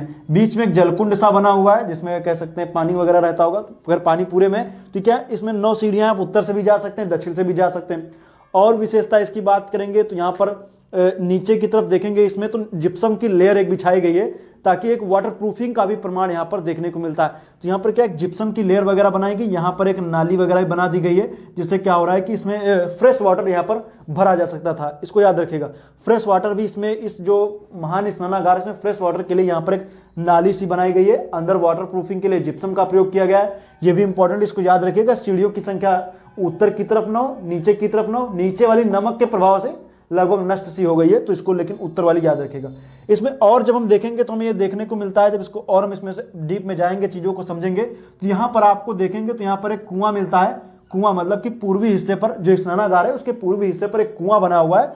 तो ऐसा लगता है कि इस कुएं से यहाँ पर पानी वगैरह यहाँ पर जाता रहा होगा। और यहाँ पर कई सारे ऐसे भंडार गृह मिले हैं जिसमें कह सकते हैं कोयला वगैरह ये सब चीजें मिली हैं। तो ऐसा लगता है कि इस स्नानागार के निर्माण में कोयले वगैरह का भी यहाँ पर थोड़ा बहुत चारकोल वगैरह का भी प्रयोग इसमें हुआ होगा।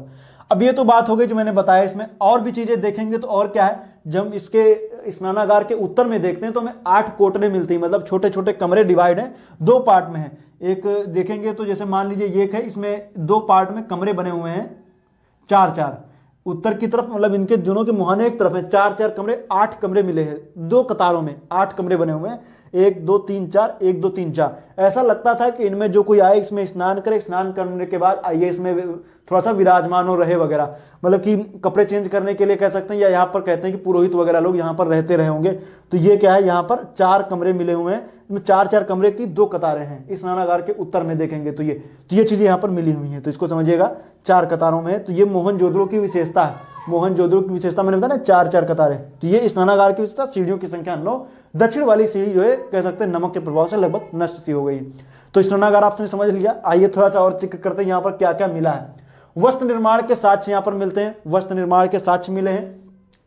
मलेरिया की बीमारी के प्राचीनतम साक्ष्य यहाँ पर मिले, ये भी याद रखिएगा। ये भी एक तर्क दिया जाएगा आगे चल करके कि जो सिंधु घाटी सभ्यता के नष्ट होने में एक मलेरिया का भी थोड़ा सा योगदान हम समझ सकते हैं। मलेरिया वगैरह के साक्ष्य मिलेंगे ना, तो कहते हैं कि मलेरिया की वजह से भी नष्ट हो गया। तो मलेरिया के साक्ष्यों की जिक्र करेंगे।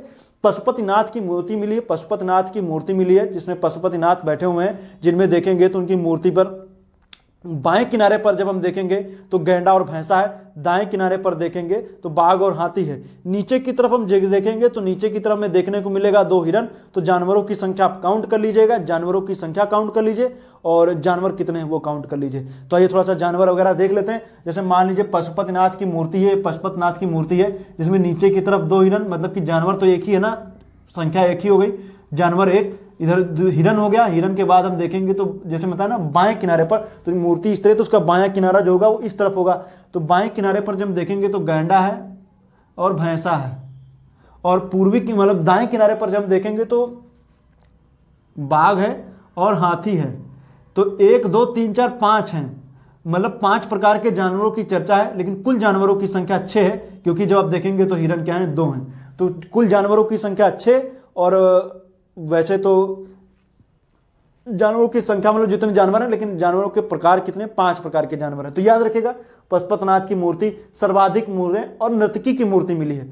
नर्तकी की जो मूर्ति मिली है, कहते हैं कि ये इस मूर्ति की विशेषता क्या, कहते हैं कि मूर्ति अभी आप इधर फिगर में देख भी सकते हैं, मूर्ति मिली है जो अपने कमर पे हाथ रखे हुए, उसका दूसरा हाथ, ये वाला जो हाथ है ये काफी लंबा है, वो हाथ कह सकते हैं मतलब बहुत लंबा है, और उसके थाई पर है, इस तरीके से हाथ रखे हुए हैं।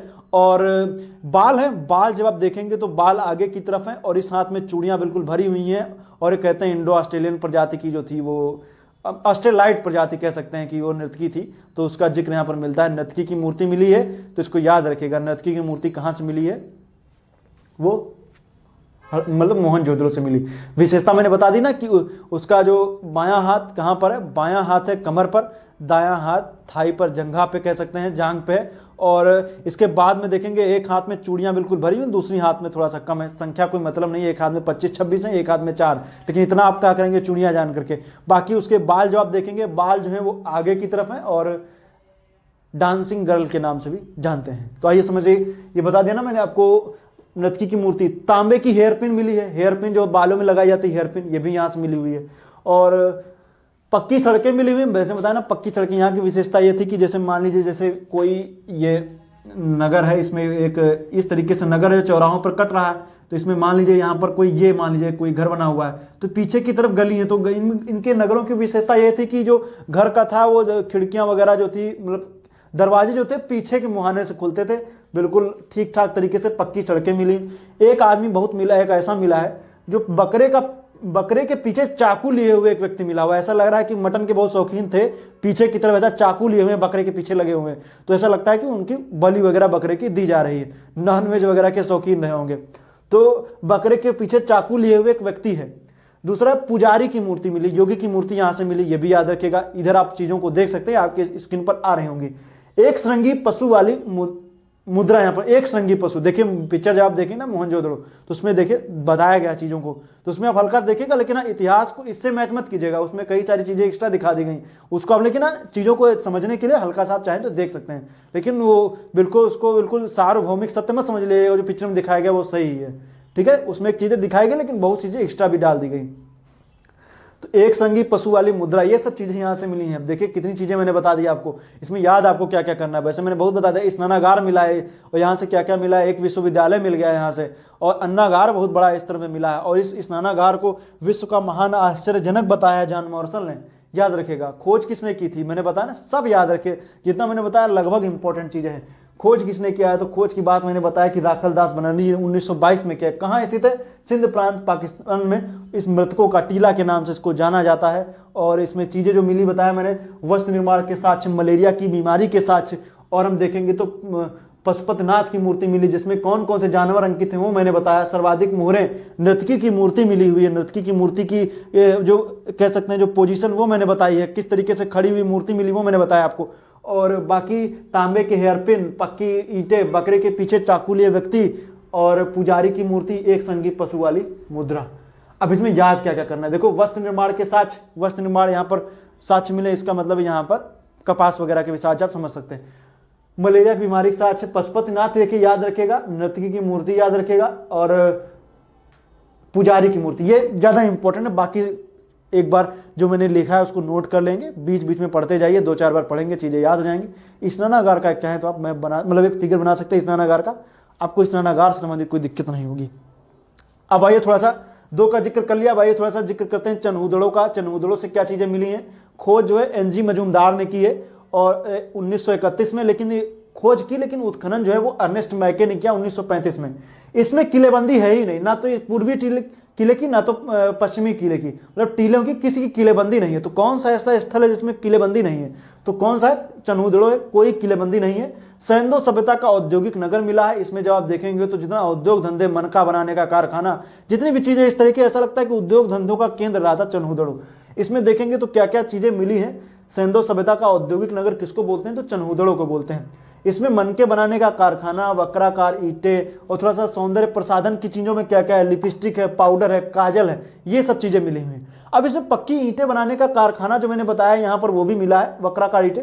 अब जैसे ईंटों का, जैसे आप देखेंगे कुत्ते के, बिल्ली का पीछा करते हुए साक्ष्य मिले, तो इसमें कैसे मिले हुए? जब आप इसमें देखेंगे तो आपको चीजें समझ में आएंगी।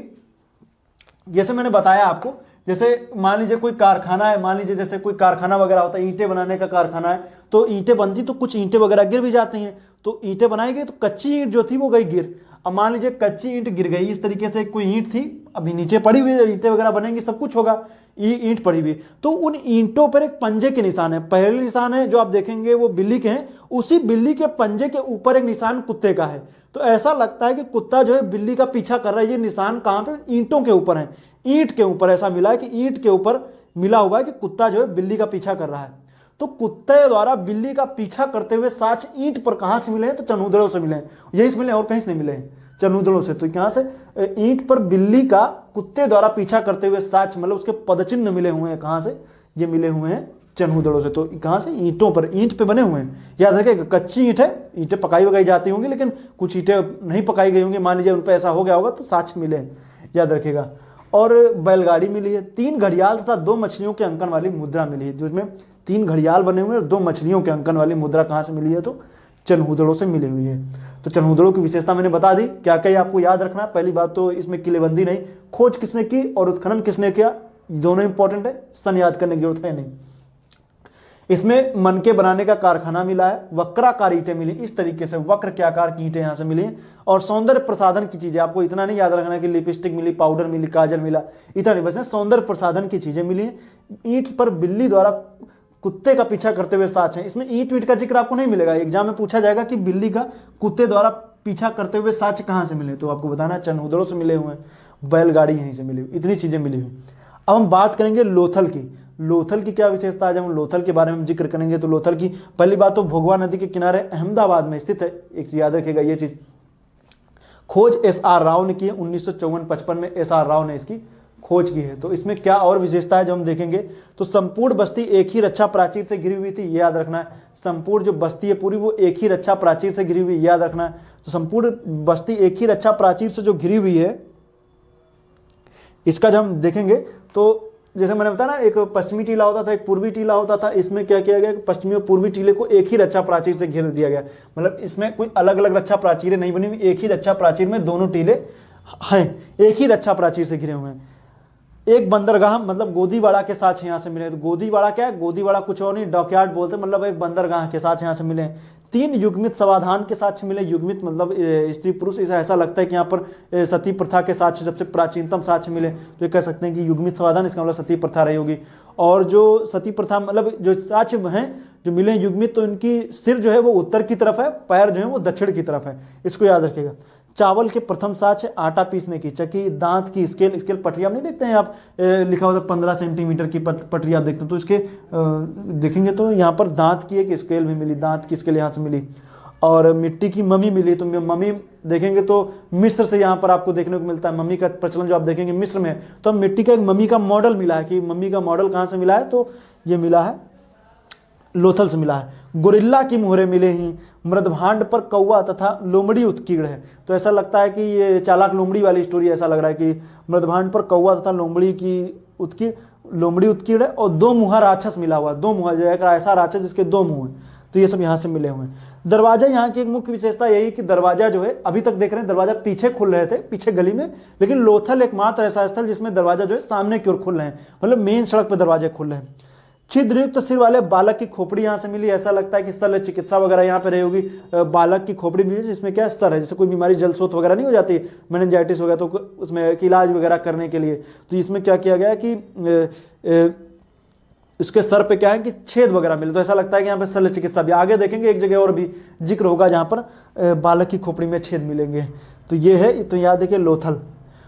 चीज़ें बहुत ज़्यादा नहीं हो रही, लेकिन हाँ इतना समझ लीजिए, वीडियो थोड़ा लंबा जरूर जाएगा, लेकिन आपको चीज़ें आपको बहुत ही अच्छे समझ में आने वाली हैं। इनको आप नोट कर लेंगे तो आपको बहुत फायदेमंद होगा। अब हम जिक्र करेंगे काली बंगा का। काली बंगा की जब बात होगी, काली बंगा, काली मतलब काला और बंगा मतलब बैंगल मतलब चूड़ी, तो काली बंगा मतलब काला, काली चूड़ियों के नाम पर इसका नाम पड़ा। ये घग्गर नदी हनुमानगढ़ डिस्ट्रिक्ट है राजस्थान में, यह वहां पर मिला और इसकी खोज अमलानंद घोष ने 1952 में की थी। याद रखिएगा, अमलानंद घोष ने 1952 में इसकी खोज की थी। और बीके थापड़ ने पहले तो खोज किया था, लेकिन बीके थापड़ ने इसका वृहद रूप से उत्खनन करवाया था। तो कौन थे? बीके थापड़ ने।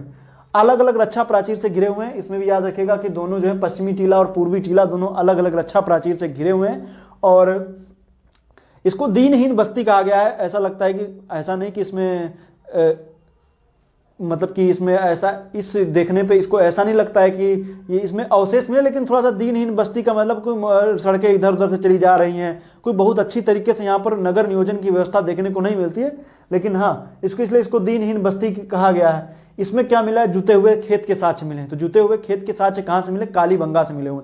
तो खेत कैसे जुता हुआ है, आइए उसका भी हम थोड़ा सा जिक्र कर लेते हैं कि खेत जुता हुआ है तो उसमें और क्या क्या मिला है। देखिए दरअसल जो खेत जुता हुआ है, माने जैसे कोई खेत है, ये खेत है, इसमें खेत जुता हुआ है, तो इसमें जुते हुए खेत में देखेंगे तो इस तरीके से देखेंगे तो यहाँ पर कुछ फसल वगैरह भी बोई हो गई होगी जुते हुए खेत के साथ। तो उसमें क्या फसल भी बोई गई, तो इसमें दो फसलें साथ में बोई गई हैं, जिसमें क्या चना है और सरसों है। चना और सरसों का कॉम्बिनेशन है। एक तरफ देखेंगे तो जैसे ये लाइन है, इस पर क्या है? इस पे चना बोया गया है। ये वाली जो लाइन है, इस पे जो है वो सरसों बोई गई है। तो एक साथ दो फसलों की कौन कौन सी फसल? चना और सरसों। तो चना और सरसों एक ग्रिड प्रणाली जिसको कह सकते हैं, ग्रिड में नहीं, जैसे चेस बोर्ड जैसे आप देखते हैं चेस बोर्ड, उस तरीके से ग्रिड प्रणाली का इसमें प्रयोग किया गया है। चना और सरसों के साथ यहाँ पे मिले, तो जुते हुए खेत से चना और सरसों के साथ यहाँ से मिले। कहाँ से मिले हैं वो मिले काली बंगा से। बच्चे की खोपड़ी में 6 छेद, मैंने बताया ना शल्य चिकित्सा, इससे पहले भी मैंने लोथल में जिक्र किया है। सिर वाले बालक की खोपड़ी में छेद, इसमें यहाँ भी ऐसे ही मिला है। तो बच्चे की खोपड़ी में 6 छेद। फर्श में अलंकृत ईंटों का प्रयोग, और कहीं भी हड़प्पा सभ्यता में कहीं नहीं मिलेगा। सिर्फ एक ऐसा ही स्थल है काली बंगा जहां से फर्श में अलंकृत ईंटों का प्रयोग किया गया। अलंकृत ईंटों का प्रयोग कहां? फर्श में किया गया, यहां से। लकड़ी की नालियां मिली, सबसे पहले याद रखिएगा लकड़ी की नालियां कहां से मिली? तो काली बंगा से मिली। नालियां जो है वो लकड़ी की हैं। बेलनाकार तंदूर जैसे ना बेलनाकार तरीके का तंदूर मिला है, जिसमें आप रोटियां वगैरह पका सकते हैं, तंदूर मिला है। अग्निकुंड के साथ हैं। हाथी दांत की कंघी है, बाल खींचने वाली कंघी हाथी दांत की है, तो याद रखिएगा।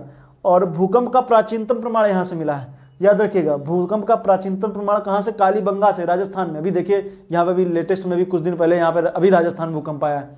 तो इस तरीके से क्या है कि वहां भी राजस्थान, पहले भी ऐसा भूकंप आते रहे होंगे काली बंगा में, तो वहां से भूकंप के प्रमाण वहां से मिले हैं। और ऊंट की हड्डी मिली है। ऊंट की हड्डी कहाँ से मिली है? तो काली बंगा से मिली है। खिलौना गाड़ी भी यहीं से मिली है। तो इतनी चीजें कहाँ से मिली? काली बंगा से मिली। अब हम बात करेंगे धौलावीरा की। धौला मतलब सफेद, वीरा मतलब कि कुआं। ऐसा सफेद कुआं के नाम से जाना था धौलावीरा। कच्छ गुजरात में स्थित है। यह सिंधु घाटी सभ्यता का एकमात्र ऐसा स्थल है जो 3 पार्ट में डिवाइड था। सभी 2 में थे, ये 3 टीलों में था, पश्चिमी, पूर्वी, मध्य। उत्खनन खोज जगपत जोशी ने 67-68 में किया। उत्खनन RS बिष्ट ने किया। 3 भागों में विभाजित था, प्रत्येक का अलग अलग दुर्गीकृत था, मतलब तीनों अलग अलग दुर्गीकृत थे। जैसे मान लीजिए, जैसे देखिए, जैसे मान लीजिए एक ये हो गया, ये हो गया, एक ये हो गया, तीनों में अलग अलग दुर्गीकरण, और फिर तीनों का एक साथ मतलब एक साथ फिर दुर्गीकरण। मतलब कि पहले तो एक एक का अलग अलग दुर्गीकरण किया गया, उसके बाद में तीनों को एक साथ मिलाकर के एक रक्षा प्राचीर बना दी गई है। या देखिए, चूंकि देखेंगे तो कच्छ के पास में स्थित था, तो इस वजह से ऐसा लगता था कि बाढ़ वगैरह यहाँ पर ये सब चीजें आती नहीं होंगी, इस वजह से पूरी अच्छे से व्यवस्था यहाँ पर की गई थी धौलावीरा में। स्टेडियम मिला है। सुनामी के प्राचीनतम साक्ष्य, गुजरात वगैरह क्षेत्र, सुनामी वगैरह तो आएगी, तो स्टेडियम के साक्ष्य मिले, सुनामी के प्राचीनतम साक्ष्य मिले। उच्च कोटि का जल प्रबंधन कहां से देखने को मिलता है? धौलावीरा से मिलता है। नेवले की मूर्ति मिली है, नेवले की मूर्ति, गिरगिट की प्रतिमा, गिरगिट की प्रतिमा भी यहाँ से मिली है, और 16 बड़े तालाब और 2 नहरें ये भी यहाँ से मिला हुआ है। तो ये धौलावीरा की व्यवस्था यहाँ पर आप देखेंगे एक साइन बोर्ड मिला, जिसमें लिपि तो पढ़ी नहीं जा सकी है, लेकिन यहाँ पर एक साइन बोर्ड ऐसा मिलता है। तो जैसे मान लीजिए जैसे एक अभी हम लोग पढ़ते हैं कि हड़प्पाई लिपि है, तो हड़प्पाई लिपि है तो उसको कहते हैं कि वो दाएं से बाएं लिखी जाती है। हम लोग जो लिखते हैं देवनागरी वगैरह जो होती है वो बाएं से दाएं लिखी जाती है, लेकिन दाएं से बाएं लिखी जाती। तो कैसे लिखी जाती थी, आखिर कैसे पता चला कि बाएं से दाएं लिखी जाती है, तो उसको मैं बता दूं। जैसे मान लीजिए मैंने अपना नाम यहां पर लिखा शुभम, मैंने अपना नाम यहां पर लिखा शुभम, तो इसमें देखिए तो एस के बाद में ऐसा लग रहा है कि मैंने यहां पर एक ओवरलैपिंग हुई है, एस के बाद ये इससे मिला, ये ऐसा लग रहा है कि इस तरह लिखा गया। तो जब इस तरफ से लिखते तो अक्षरों के पे अक्षर ओवरलैपिंग की वजह से ऐसा देखने को मिलता है कि यहाँ पर यहाँ मतलब कि ऐसा लगता है कि हड़प्पाई लिखी बाएं से दाएं लिखी जाती थी। एक साइन बोर्ड वगैरह में लेकिन पढ़ा नहीं जा सका कि क्या लिखा हुआ है। तो याद रखिएगा। स्टेडियम मोस्ट इंपॉर्टेंट है, स्टेडियम कहाँ से मिला है, तो ये धौलावीरा से। 3 पार्ट में डिवाइड था, मोस्ट इंपॉर्टेंट 3 पार्ट में डिवाइड था, और 16 तो ये थी धौलावीरा की व्यवस्था। राखी गढ़ी बनवाली कुछ खास विशेषता है नहीं, जो है उनको देख लेते हैं। 1969 में राखी गढ़ी की खोज सूरज भान एवं रफीक मुगल ने की थी, और मनके बनाने के कारखाना यहाँ से मिला, और 12 सिंघा के सिंह और पिट्ठू जो खेल बच्चों में देखे बच्चे खेलते थे बचपन आप देखे पिट्ठू खेल, पिट्ठू ने गेंद से मारते पिट्ठू, तो पिट्ठू के खेल के यहाँ से भी यहाँ पे साक्ष्य मिले, कहाँ से, राखी गढ़ी से। बनवाली की बात करेंगे तो 1973 में RS बिष्ट ने इसकी खोज की थी। ये पूरा शहर मतलब कि दोनों एक ही रक्षा प्राचीर से घिरा हुआ था, पश्चिमी टीला और पूर्वी टीला दोनों एक ही रक्षा प्राचीर से घिरे हुए थे, लेकिन इन दोनों के बीच में एक दीवार भी थी। मतलब कि जैसे देखेंगे एक यहाँ पर इस तरीके से रक्षा प्राचीर थी, एक इस तरीके से रक्षा प्राचीर थी, और पूरा दोनों का दुर्गीकरण था, और उनके बीच में एक दीवार इस तरह से बनाई हुई थी। तो दीवार भी थी, रक्षा प्राचीर यहाँ पर थी, और इसको समृद्ध लोगों का नगर भी कहते हैं। यहाँ पर ऐसे ऐसे यहाँ पर कंगाल वगैरह मिले, किसी के कोई पता चला सोने कंगन पहने हुए है, यहाँ पता चला मतलब कि अमीर लोगों का घर कहा जाता था। यहाँ पे कोई घर ऐसे मिले जिनमें खूब जबरदस्त सोना वगैरह मिल गया, आभूषण वगैरह मिल गए, तो ऐसा लगता था कि समृद्ध लोगों का नगर है, यहाँ पे काफी अमीर लोग रहते थे। इस वजह से बनवाली को समृद्ध लोगों का नगर भी कहते हैं। लेकिन यहाँ पर जल निकास प्रणाली का अभाव मिलता है, जैसे हम पहले देखें, या जल निकास प्रणाली यहाँ पर कोई बहुत अच्छी तरीके से नहीं मिलती है। तो ये रहा आज का वीडियो, काफी हो सकता लंबा चला गया होगा, तो आप लोग इसको अच्छे से देखिएगा। इसको नेक्स्ट वीडियो आएगा, अभी ये क्षेत्र खत्म नहीं हुए, ये इंपॉर्टेंट थे जिनको मैंने बताया 8 नगर की संज्ञा दी जाती, ये वही सब हैं। अब इसके बाद हम जिक्र करेंगे उसमें जो प्रमुख छोटे छोटे शहर उनको जिक्र कर लेंगे, और साथ में सिंधु घाटी सभ्यता के पतन के कारणों की भी हम चर्चा कर लेंगे। वो दोनों हम एक ही वीडियो में बता देंगे, तो उनको समझिएगा तो चीजें और भी अच्छे समझ में आ जाएंगी। तो इसको पढ़िए, उसके बाद में नेक्स्ट वीडियो में जो हम आएंगे, वो वीडियो जो आएगा वो मैंने बताया आपको, उसके बाद में तुरंत फिर वैदिक सभ्यता पे आ जाएंगे, चीजों को बहुत ही डीप में और कह सकते हैं कि सुनियोजित तरीके से पढ़ेंगे, ताकि आप किताबों की तरह आपके जो आंकड़े सामने दिए वो आपके ऊपर बर्डन ना हो, दिमाग में समझ से परे ना हो जाए। इस वजह से कोशिश यही करेंगे कि चीज़ों को सिस्टमेटिक ढंग से काफ़ी अच्छे तरीके से इनको आपको कवर करने की कोशिश करें, ताकि समझ में आ जाए, क्योंकि उद्देश्य ये है कि चीज़ें आपको समझ में आनी चाहिए। लिखिए आप, ऐसा नहीं कि आप धौलावीरा देखेंगे तो कुछ स्पेशल चीज़ें किताब में ये भी सब लिखा होगा, लेकिन आपको समझने में थोड़ा टाइम लगेगा, और कुछ चीज़ों को हटाना पड़ता है, कुछ चीज़ों को जोड़ना पड़ता है, हर जगह एक जगह मैटर नहीं मिलता। तो ये सुनियोजित तरीके से चीज़ें मैं आपको बता रहा हूँ, आपको इसको समझिए, और काफ़ी अच्छे तरीके से चीज़ें बताने की कोशिश करो, ताकि आपको इसका लाभ आगे मिल सके। तो मिलेंगे नेक्स्ट वीडियो में, तब तक के लिए आपका बहुत बहुत धन्यवाद। आपका दिन शुभ रहे, धन्यवाद। नमस्कार दोस्तों, स्वागत है आपका न्यू उत्कर्ष इस यूट्यूब चैनल में। आज के इस वीडियो में हम देखने वाले हैं सिंधु घाटी सभ्यता के कुछ प्रमुख स्थल जो बच गए थे, उनका हम जिक्र करेंगे। उसके बाद हम देखेंगे सिंधु घाटी सभ्यता के पतन के क्या कारण थे, उनकी हम चर्चा करेंगे। एक एक बिंदु को हम आपको बताएंगे, पतन के क्या कारण थे, और मैप पर भी आपको बताएंगे प्रूफ के साथ में क्या कहना है। जो इतिहासकार बात कहेंगे उनको मैप पे आपको प्रूफ करके भी बताएंगे कि आखिर कुछ इस तरीके से कुछ हुआ होगा, ये भी हम आपको बताएंगे। क्या था वो तो बात की बात है, लेकिन आइए देखते हैं पहले कुछ प्रमुख स्थल हैं। इससे पहले मैंने जितने नगर थे उनकी मैंने चर्चा की थी। आइए देखते हैं कुछ अन्य प्रमुख स्थल हैं जिनके बारे में हो सकता है परीक्षा में इनसे प्रश्न पूछ लिया जाए। तो आइए देखते हैं प्रमुख स्थल, तो कौन कौन से प्रमुख स्थल हैं, तो उसमें हम देखेंगे। तो हमें देखने को मिलेगा सुरकोटला कच्छ गुजरात में है, जिसकी खोज जगपत जोशी ने की थी। यहाँ से घोड़े की अस्थियाँ मिली, क्योंकि आप जान रहे हैं कि सिंधु घाटी सभ्यता में घोड़े वगैरह नहीं उतने प्रचलन में थे, तो इसलिए से थोड़ा सा आप ये याद रखिएगा कि घोड़े की अस्थियाँ कहाँ से मिली हैं, सुरकोटला से मिली हैं, और बस यही इंपॉर्टेंट है सुरकोटला से। उसके बाद रोपड़ की बात करेंगे तो रोपड़ पंजाब में है, पंजाब में रोपड़ है, जिसकी खोज बीबी लाल ने की थी, और उत्खनन यज्ञदत्त शर्मा ने किया था। उत्खनन यज्ञदत्त शर्मा, खोज बीबी लाल ने। यहाँ से मालिक के साथ कुत्ते के दफनाने के साक्ष्य मिले हैं। मालिक के साथ कुत्ते के दफनाने के साक्ष्य कहाँ से मिले हैं, तो मिले हैं रोपड़ से। तो ऐसा हम नवपाषाण काल में हमने देखा था कि बुर्जहोम से ऐसे ही मिले थे अवशेष, तो उसी तरीके से सिंधु घाटी सभ्यता में अन्य कहीं से नहीं मिले, सिर्फ यहीं से रोपड़ से मिले हैं। और रोपड़ से तो मिले लेकिन लोथल से मालिक के साथ बकरे के भी दफनाने के साथ साक्ष्य मिले। वो मालिक था कौन था पता नहीं, लेकिन आदमी के साथ एक बकरे के दफनाने के साक्ष्य वहां पर मिले हैं। तो मालिक के साथ बकरे के दफनाने के साक्ष्य कहाँ से मिले हैं, तो लोथल से मिले हैं। और उसके बाद हम देखेंगे तो रोपड़ से मालिक के साथ कुत्ते के दफनाने के साक्ष्य मिले हैं। और जब हम आएंगे, बात आती है अलादीनों की। अलादीनों कराची के पास पाकिस्तान में स्थित है, उत्खनन इसका करवाया था, फेयर सर्विस ने इसका उत्खनन करवाया था। और हम बात करेंगे, इसकी खोज जो है 1982 में हुई थी। और यह एक बंदरगाह नगर था अलादीनों। अलादीनों क्या था, एक बंदरगाह नगर था। और भवन कच्ची ईंटों व नींव पत्थर की थी, यही अलादीनों की खासियत है। भवन जो था वो कच्ची ईंटों के बने थे, और जो भवन कच्ची ईंटों का, और जो नगर जो था वो पत्थर का, मतलब उनकी नींव जो थी वो पत्थर की थी।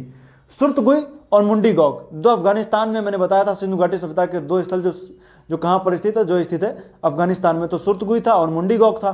तो सुरतगुई अफगानिस्तान में यहाँ से हम देखेंगे तो मनके में छेद करने वाले ड्रिल मिले हैं। मतलब मनके में जिसे छेद किया जाता था, मनका मतलब जो कह सकते हैं मनका, जैसे आप देखे होंगे तो मनके में जो क्या करने हैं, जैसे मोती कह सकते हैं, मोती की जैसा जो नहीं था माला वगैरह पहनते हैं मनका, तो उसमें जो छेद होता है उसको छेद करने वाली ड्रिल मशीन, ड्रिल जो होता है ना, उसके अवशेष यहाँ पर कहाँ से मिले, तो सुरतगुई से मिले हैं।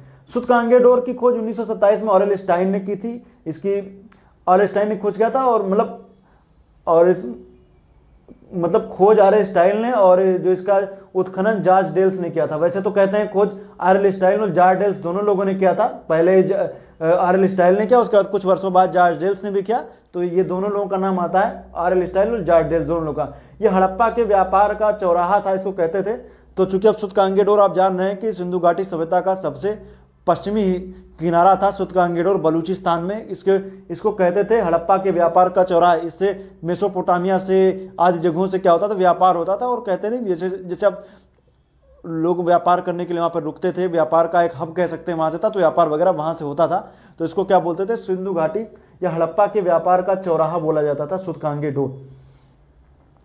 अब उसके बाद देखेंगे आलमगीरपुर है। आलमगीरपुर कहाँ है, मेरठ में है। आलमगीरपुर कहाँ है, मेरठ में, हिंडन नदी के बाएं किनारे पर स्थित है। इसकी खोज 1958 में यज्ञदत्त शर्मा ने की थी। किसने की थी, यज्ञदत्त शर्मा ने। चूंकि जो भी चीज़ें मैं बता रहा हूँ, अगर आप इनको नोट कर लेंगे तो आपके लिए बहुत अच्छा नोट्स तैयार होगा। और जो मैं लिख रहा हूँ बस इतना ही आपको याद रखना, एक्स्ट्रा कुछ चीज़ें लिखनी नहीं है। हाँ, जो मैं बातें बता रहा हूँ उनको ध्यान से सुनते जाइए, जो मैं लिखा है बोर्ड पर उनको लिखते जाइए, क्योंकि यही एक आपके लिए, अब इनको नोट्स वगैरह जो बना रहे होंगे आप, तो उनको काफ़ी ज़्यादा लाभप्रद आपके लिए रहेगा। बहुत अच्छे नोट्स तैयार होंगे। आप अपने नोट्स वगैरह जो आप बना रहे हैं उनको आप टेलीग्राम चैनल पर भेज सकते हैं। टेलीग्राम चैनल के न्यू उत्कर्ष आईएएस टेलीग्राम पे सर्च कीजिएगा, वहाँ पर आपको मिल जाएगा। तो वहाँ से भी आप उसको डाउनलोड कर, मतलब अपने बनाए हुए नोट्स वगैरह भेज सकते हैं। बाकी इन वीडियो का लिंक वगैरह भी वहाँ पर आपको मिल जाएगा। हड़प्पा के व्यापार का चौरा, आलमगीरपुर, यज्ञदत्त शर्मा, हिंदन नदी के बाएं किनारे पर स्थित रोटी बेलने की चौकी। रोटी नहीं जिसपे बेलते हैं, रोटी बेलने वाला, तो उस पर वहाँ की इसकी रोटी बेलने की चौकी मिली है। कहाँ से, आलमगीरपुर से मिली है। उसके बाद हम बात करेंगे रंगपुर की। तो रंगपुर की खोज जो है वो MS वत्स एवं SR राव ने की है। MS वत्स एवं SR राव ने रंगपुर की खोज की है। और कुछ इंपॉर्टेंट है नहीं। नौसारो बलूचिस्तान में है। नौसारो कहाँ है, बलूचिस्तान में। यहाँ से मांग में सिंदूर भरी स्त्री की मृण मूर्ति है। तो मृण मूर्ति क्या होता है, मिट्टी की बनी हुई मूर्ति को मृण मूर्ति बोलते हैं। तो यहाँ पर एक ऐसी मूर्ति बनी है जो औरत के क्या मांग में सिंदूर भरा हुआ है। तो उसको ऐसी मूर्ति कहाँ से मिली, तो नौसारो का है, बलूचिस्तान में है। उसके बाद हम देखेंगे सनौली, बड़ा फेमस जगह है, कह सकते हैं सिंधु घाटी सभ्यता का अंतिम में खोजे गए स्थलों में से एक है। और सनौली कहाँ है, उत्तर प्रदेश के बागपत जिले में स्थित है। और इसकी खोज VD शर्मा ने की थी। और ये विश्व का इस विशालतम कब्रगाह स्थल, यहाँ से सबसे ज़्यादा कब्रें यहाँ पर मिली। विश्व का विशालतम कब्रगाह स्थल है जिसको हम बोलते हैं सनौली। और सनौली से यहाँ पर बहुत सी चीज़ें, रथ वगैरह ये सब चीज़ें, बहुत सी चीज़ें यहाँ पर मिली हैं। सनौली याद रखिएगा, बागपत उत्तर प्रदेश। ये तो बातें हो गई। अब सिंधु घाटी सभ्यता के पतन के कारण की हम चर्चा करते हैं कि आखिर कौन कौन से कारण थे जिस वजह से यहाँ पर पतन वगैरह हुआ सिंधु घाटी सभ्यता का। अलग अलग इतिहासकार अपने अलग अलग मत वगैरह देंगे, तो किस इतिहासकार का क्या मत है आइए देखते हैं। तो सबसे पहले हम बात करेंगे समर्थन में और खंडन में। पहला आर्य आक्रमण। आर्य आक्रमणों का जो बात कही जा रही, तो आर्य आक्रमण किए तो इसकी वजह से सिंधु घाटी सभ्यता का पतन हुआ। तो ऐसा मानना है उसके समर्थन में कुछ तर्क दिए जाएंगे और उसके खंडन में कुछ तर्क दिए जाएंगे। दोनों तर्कों का हम जिक्र करेंगे। समर्थन में जो है वो है आरपी चंदा, garden child, Mortimer wheeler, Stuart Piggott, ये समर्थक हैं। और खंडन है जॉर्ज डेल, बीबी लाल और के कैनेडी। इतने लोगों ने बात कही है कि इन्होंने समर्थन में, इन्होंने खंडन में। अब कैसे क्या, अब चूंकि बात बता दें कि मोहनजोदड़ो में 22 नरकंकाल मिले हैं। 22 नरकंकाल का जिक्र सिमेट्री एक्स, इसके बाद जो सिंधु घाटी की सभ्यता की बात की संस्कृति है उससे जोड़ा जाता है। और बात की गई कि ये जो ये 22 नरकंकाल वगैरह ये मिले हैं, इसमें कहा गया कि नरसंहार वगैरह हुआ था जिसकी वजह से ऐसे कंकाल यहाँ मिले। और कहा गया कि आर्यों के आक्रमण की वजह से ऐसा हुआ था। समर्थन में इतने लोग थे। अब आएंगे जो खंडन करते हैं, कैसे खंडन करते हैं उसकी चर्चा होगी। खंडन में सिमेट्री, मैंने बताया कि 42 नरकंकाल सिमेट्री संस्कृति से संबंधित बताया गया। और उसके बाद खंडन में बताया गया कि जो इनकी मौत हुई वो मलेरिया के कारण हुई है, ना कि किसी नरसंहार की वजह से हुई है। चोट के निशान वगैरह इन पर मिले नहीं, जिनमें से नाम देखेंगे तो के कैनेडी थे। इन्होंने क्या किया, उनमें रिसर्च वगैरह किया और बताया कि जो नरकंकाल मिले इनमें से लगभग लोगों की मृत्यु मलेरिया से हुई। और मलेरिया से हुई, सिर्फ एक ऐसा नरकंकाल मिला है जिसकी मृत्यु चोट लगने से हुई है। और इनमें और भी देखा कि जो नरकंकाल मिले हैं इनमें कालक्रम में भी अंतर देखने को मिलता है। कोई 50 वर्ष पूरे, कोई 50 वर्ष बाद का है, कोई कब का है। मतलब एक मिले नरकंकाल जरूर है लेकिन उनके कालक्रम में भी अंतर है। और दूसरा, इनकी मौत मलेरिया से हुई है। तो ये बात खंडन में दी गई। जो आर्य आक्रमण की बात कह रहे थे उनके खंडन में ये बात कही गई। अब हम बात करेंगे कि इसमें भीषण बाढ़ की बात की है कि भीषण बाढ़ हुई। मार्शल मैके, एस.आर. राव का मानना था कि यहाँ पर भीषण बाढ़ वगैरह आई। सिंधु नदी के क्षेत्र में भीषण बाढ़ आई। भीषण बाढ़ की वजह से क्या हुआ, आसपास की जगह भर गई है, कह सकते हैं बाढ़ वगैरह आ गई। इस वजह से इनका जिक्र किया गया, बाढ़ का जिक्र इसमें बताया गया। अब क्योंकि इसमें देखेंगे तो कई जगह पर, एक तो पहली बात तो चरणों में बना हुआ है, 7 तरीके के यहाँ पर देखने को मिलेंगे कि जो अवशेष वगैरह मिलेंगे तो ऐसा लगेगा कि कीचड़ मिलेगा। जगहों से क्या मिल रहा है, कीचड़ मिल रहा है। कीचड़ मिलने से ऐसा लगता है कि किसी के छत के 2 मंजिल पर अगर जो कीचड़ लगा हुआ तो कीचड़ कैसे वहां पहुंचा, इसका मतलब ऐसा लगता है कि बाढ़ वगैरह आई थी। इसके ऊपर तर्क दिए गए। अब इसमें और एक बात कही गई कि विवर्तनिक हलचल, टेक्टोनिक मूवमेंट हुआ है। तो आखिर वो कैसे हुआ, ये मानना था रॉबर्ट राइक्स का। भीषण बाढ़ मार्शल मैके, एस.आर. राव का मानना है। और विवर्तनिक हलचल रॉबर्ट राइक्स का मानना है। तो इन्होंने क्या माना है, तो रॉबर्ट राइक्स का विवर्तनिक हलचल माना है। ये कैसे मानते हैं, तो आइए देखते हैं कि आखिर विवर्तनिक हलचल कैसे हुई। इनका मानना था कि जो कि आप देख रहे हैं ये मैप महाभारत का बना हुआ है। और इधर आप देखेंगे तो ये वाला हिस्सा जो मैंने बना रखा है, ये हिस्सा, ये पूरा क्या है, हड़प्पा संस्कृति के बारे में, सिंधु घाटी सभ्यता का जो ये वाला पोर्शन दिख रहा है। और ये आप देख रहे हैं ये अरब सागर है।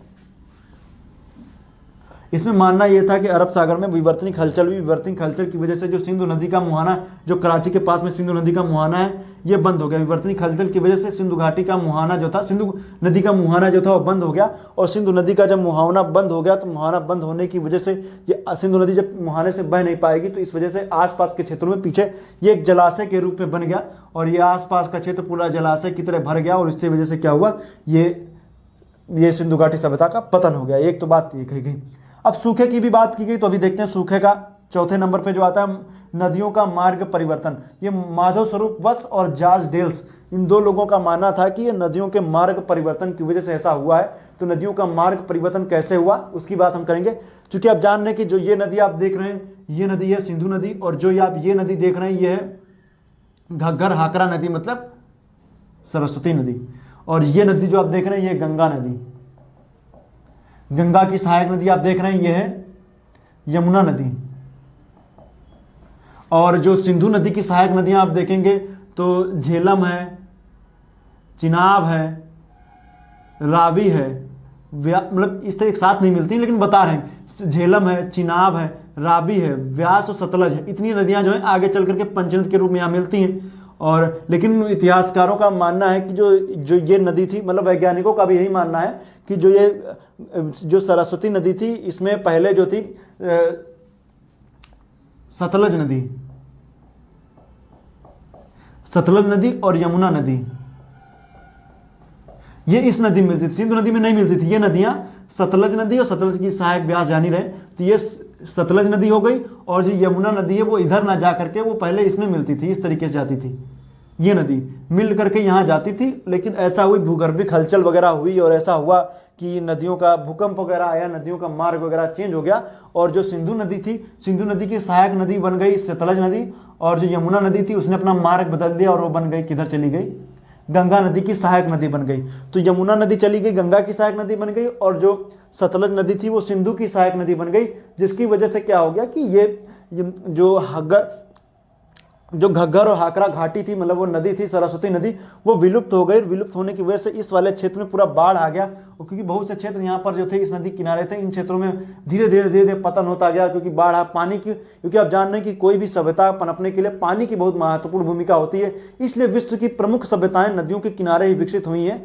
और यहाँ पर जब आप देखेंगे तो पतन हुआ, क्योंकि यहाँ पर पानी वगैरह, सरस्वती नदी वर्तमान में कहाँ है, तो इसका धीरे धीरे क्या होगा कि विघटन हो गया, पतन हुआ, क्योंकि नदियों ने मार्ग बदल दिया था। नदियों के मार्ग बदलने की वजह से सतलज नदी सिंधु की और यमुना नदी गंगा की सहायक नदी बन गई, और ये सरस्वती नदी पूरी तरीके से सूख गई। इसलिए इसके आसपास के जगहों पर जो क्षेत्र थे सिंधु घाटी सभ्यता संबंधित, वो सब क्या हो गए, धीरे धीरे विलुप्त हो गए। ये एक तर्क आपको बता दिया मैंने।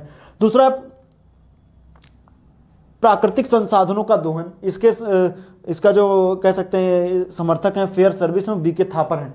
अब इनका क्या मानना था कि प्राकृतिक संसाधनों का दोहन आखिर कैसे हुआ, तो कहते थे कि जब आप जरूरत से ज़्यादा, जैसे कहते नहीं आमदनी अठन्नी खर्चा रुपया, इस तरीके की कहानी इसमें भी कही गई कि आखिर ये लोग क्या कहते कि जो प्राकृतिक संसाधनों का दोहन था वो बहुत ज़्यादा बढ़ गया, क्योंकि आपको प्रतिदिन आपको जान रहे हैं कि आप खाने पीने के लिए, जीवन के लिए संघर्ष करना पड़ता है। उसके लिए आप क्या करते हैं कि आप खाने के लिए आपके पास कुछ होना चाहिए, तभी तो खाएंगे। आपके पास संसाधन जो है सीमित हैं, और आने वाले समय में जैसे यहाँ इनके साथ हुआ तो जनसंख्या का दबाव बढ़ा, और कह सकते हैं कि कृषि वगैरह कोई बहुत उन्नत तरीके से हो नहीं रही थी, जंगल वगैरह धीरे धीरे कटने लगे, और उसमें भी बात आई कि उन्होंने मवेशी वगैरह पाल रखे थे। इसलिए प्राकृतिक संसाधनों का दोहन इतनी तेजी से हुआ कि यहाँ के लोग आगे चल करके सर्वाइव नहीं कर पाए। जब सर्वाइव नहीं कर पाते, इसलिए ये सभ्यता धीरे धीरे नष्ट होती चली गई।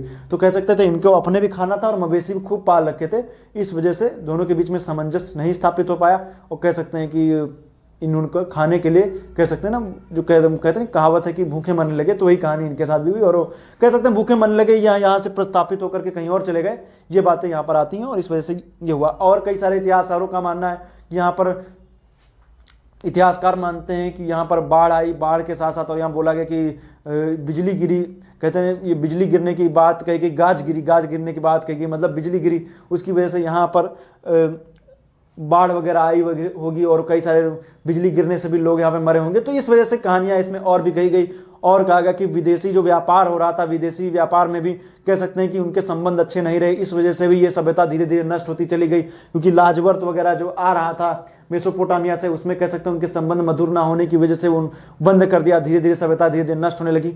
और कुछ लोगों का मानना है कि इतिहासकारों का मानना है कि कुशल प्रशासन का अभाव था, इसकी वजह से सभ्यता धीरे धीरे विलुप्त हो गई। कह सकते हैं कि संगठन मजबूत ना होने की वजह से धीरे धीरे सभ्यता विलुप्त हो गई, और अन्य लोगों के द्वारा इसको हथिया लिया गया। ऐसी बातें कही गई। तो ये बातें जो मैंने बताई आपको, इनको ध्यान रखें। अब चूंकि सिंधु घाटी सभ्यता मैंने लगभग बता ही दिया, अब इसमें कुछ खास बचा नहीं है। तो अब ये वीडियो यहीं पर खत्म हुआ। अब नेक्स्ट वीडियो जो हम आएंगे वो बात करेंगे वैदिक सभ्यता की। उम्मीद करते हैं वीडियो आपको अच्छा लगा होगा, और ये काफ़ी अच्छे तरीके से मैंने सिंधु घाटी सभ्यता बताने की कोशिश की है। हम उम्मीद करते हैं कि सभी वीडियो के आपने जो मैंने लिखा है उसको आप नोट भी किए होंगे। तो मिलेंगे नेक्स्ट वीडियो में वैदिक सभ्यता, उसमें भी तो काफ़ी लंबा पार्ट है, उसमें तो कई सारे 4-5 वीडियो उसमें बनाने पड़ेंगे, तो वैदिक सभ्यता खत्म होगी। उसके बाद हम आएंगे महाजनपद काल की बात करेंगे। सब कुछ होगा धीरे धीरे, जिस तरीके से मैंने पहले वीडियो में बताया था कि जो मैंने कह सकते हैं विषय सूची बनाई थी कि क्या क्या चीज़ें हमें पढ़नी है, उसी तरीके से इसमें हमें देखना है क्या क्या चीज़ें हमें कैसे कैसे पढ़नी। तो उसी क्रम में चलेंगे और जल्द से जल्द खत्म करने की कोशिश करेंगे। वीडियो जिस तरीके से आ रहे हैं आप लोग उसको उसी लय में देखते जाइए। और आप ऊपर जैसे मान लीजिए आप जो भी मैं वीडियो बना रहा हूँ, मैं ऊपर एक चैप्टर संख्या लिख देता हूँ, चैप्टर संख्या 5, 6, 7, 8, 9, 10, इस तरीके से आप लोग भी अपने जो भी वीडियो बनाएंगे उसके ऊपर चैप्टर संख्या लिख लीजिए। हो सकता है मैं सिंधु घाटी सभ्यता का पहला वीडियो डाला, दूसरा डाला, आपको लगा ये भी मैं देख चुका हूँ, तो चैप्टर संख्या के ऊपर ध्यान दिया कीजिए कि चैप्टर संख्या पढ़ी कौन सी है। जब चैप्टर संख्या देखेंगे तो आपको पता चल जाए कि आपने इसको नोट किया कि नहीं नोट किया। इसलिए चैप्टर संख्या प्लेलिस्ट वगैरह रेगुलर में देख रखिए। हो सकता है आपके वीडियो में आपके लिए नोटिफिकेशन ना, इसलिए रेगुलर वे में चैनल पे जाते रहिए आपको, ताकि पता चलता रहे नया वीडियो कब पड़ा हुआ है। मिलेंगे नेक्स्ट वीडियो में, तब तक के लिए आपका बहुत बहुत धन्यवाद।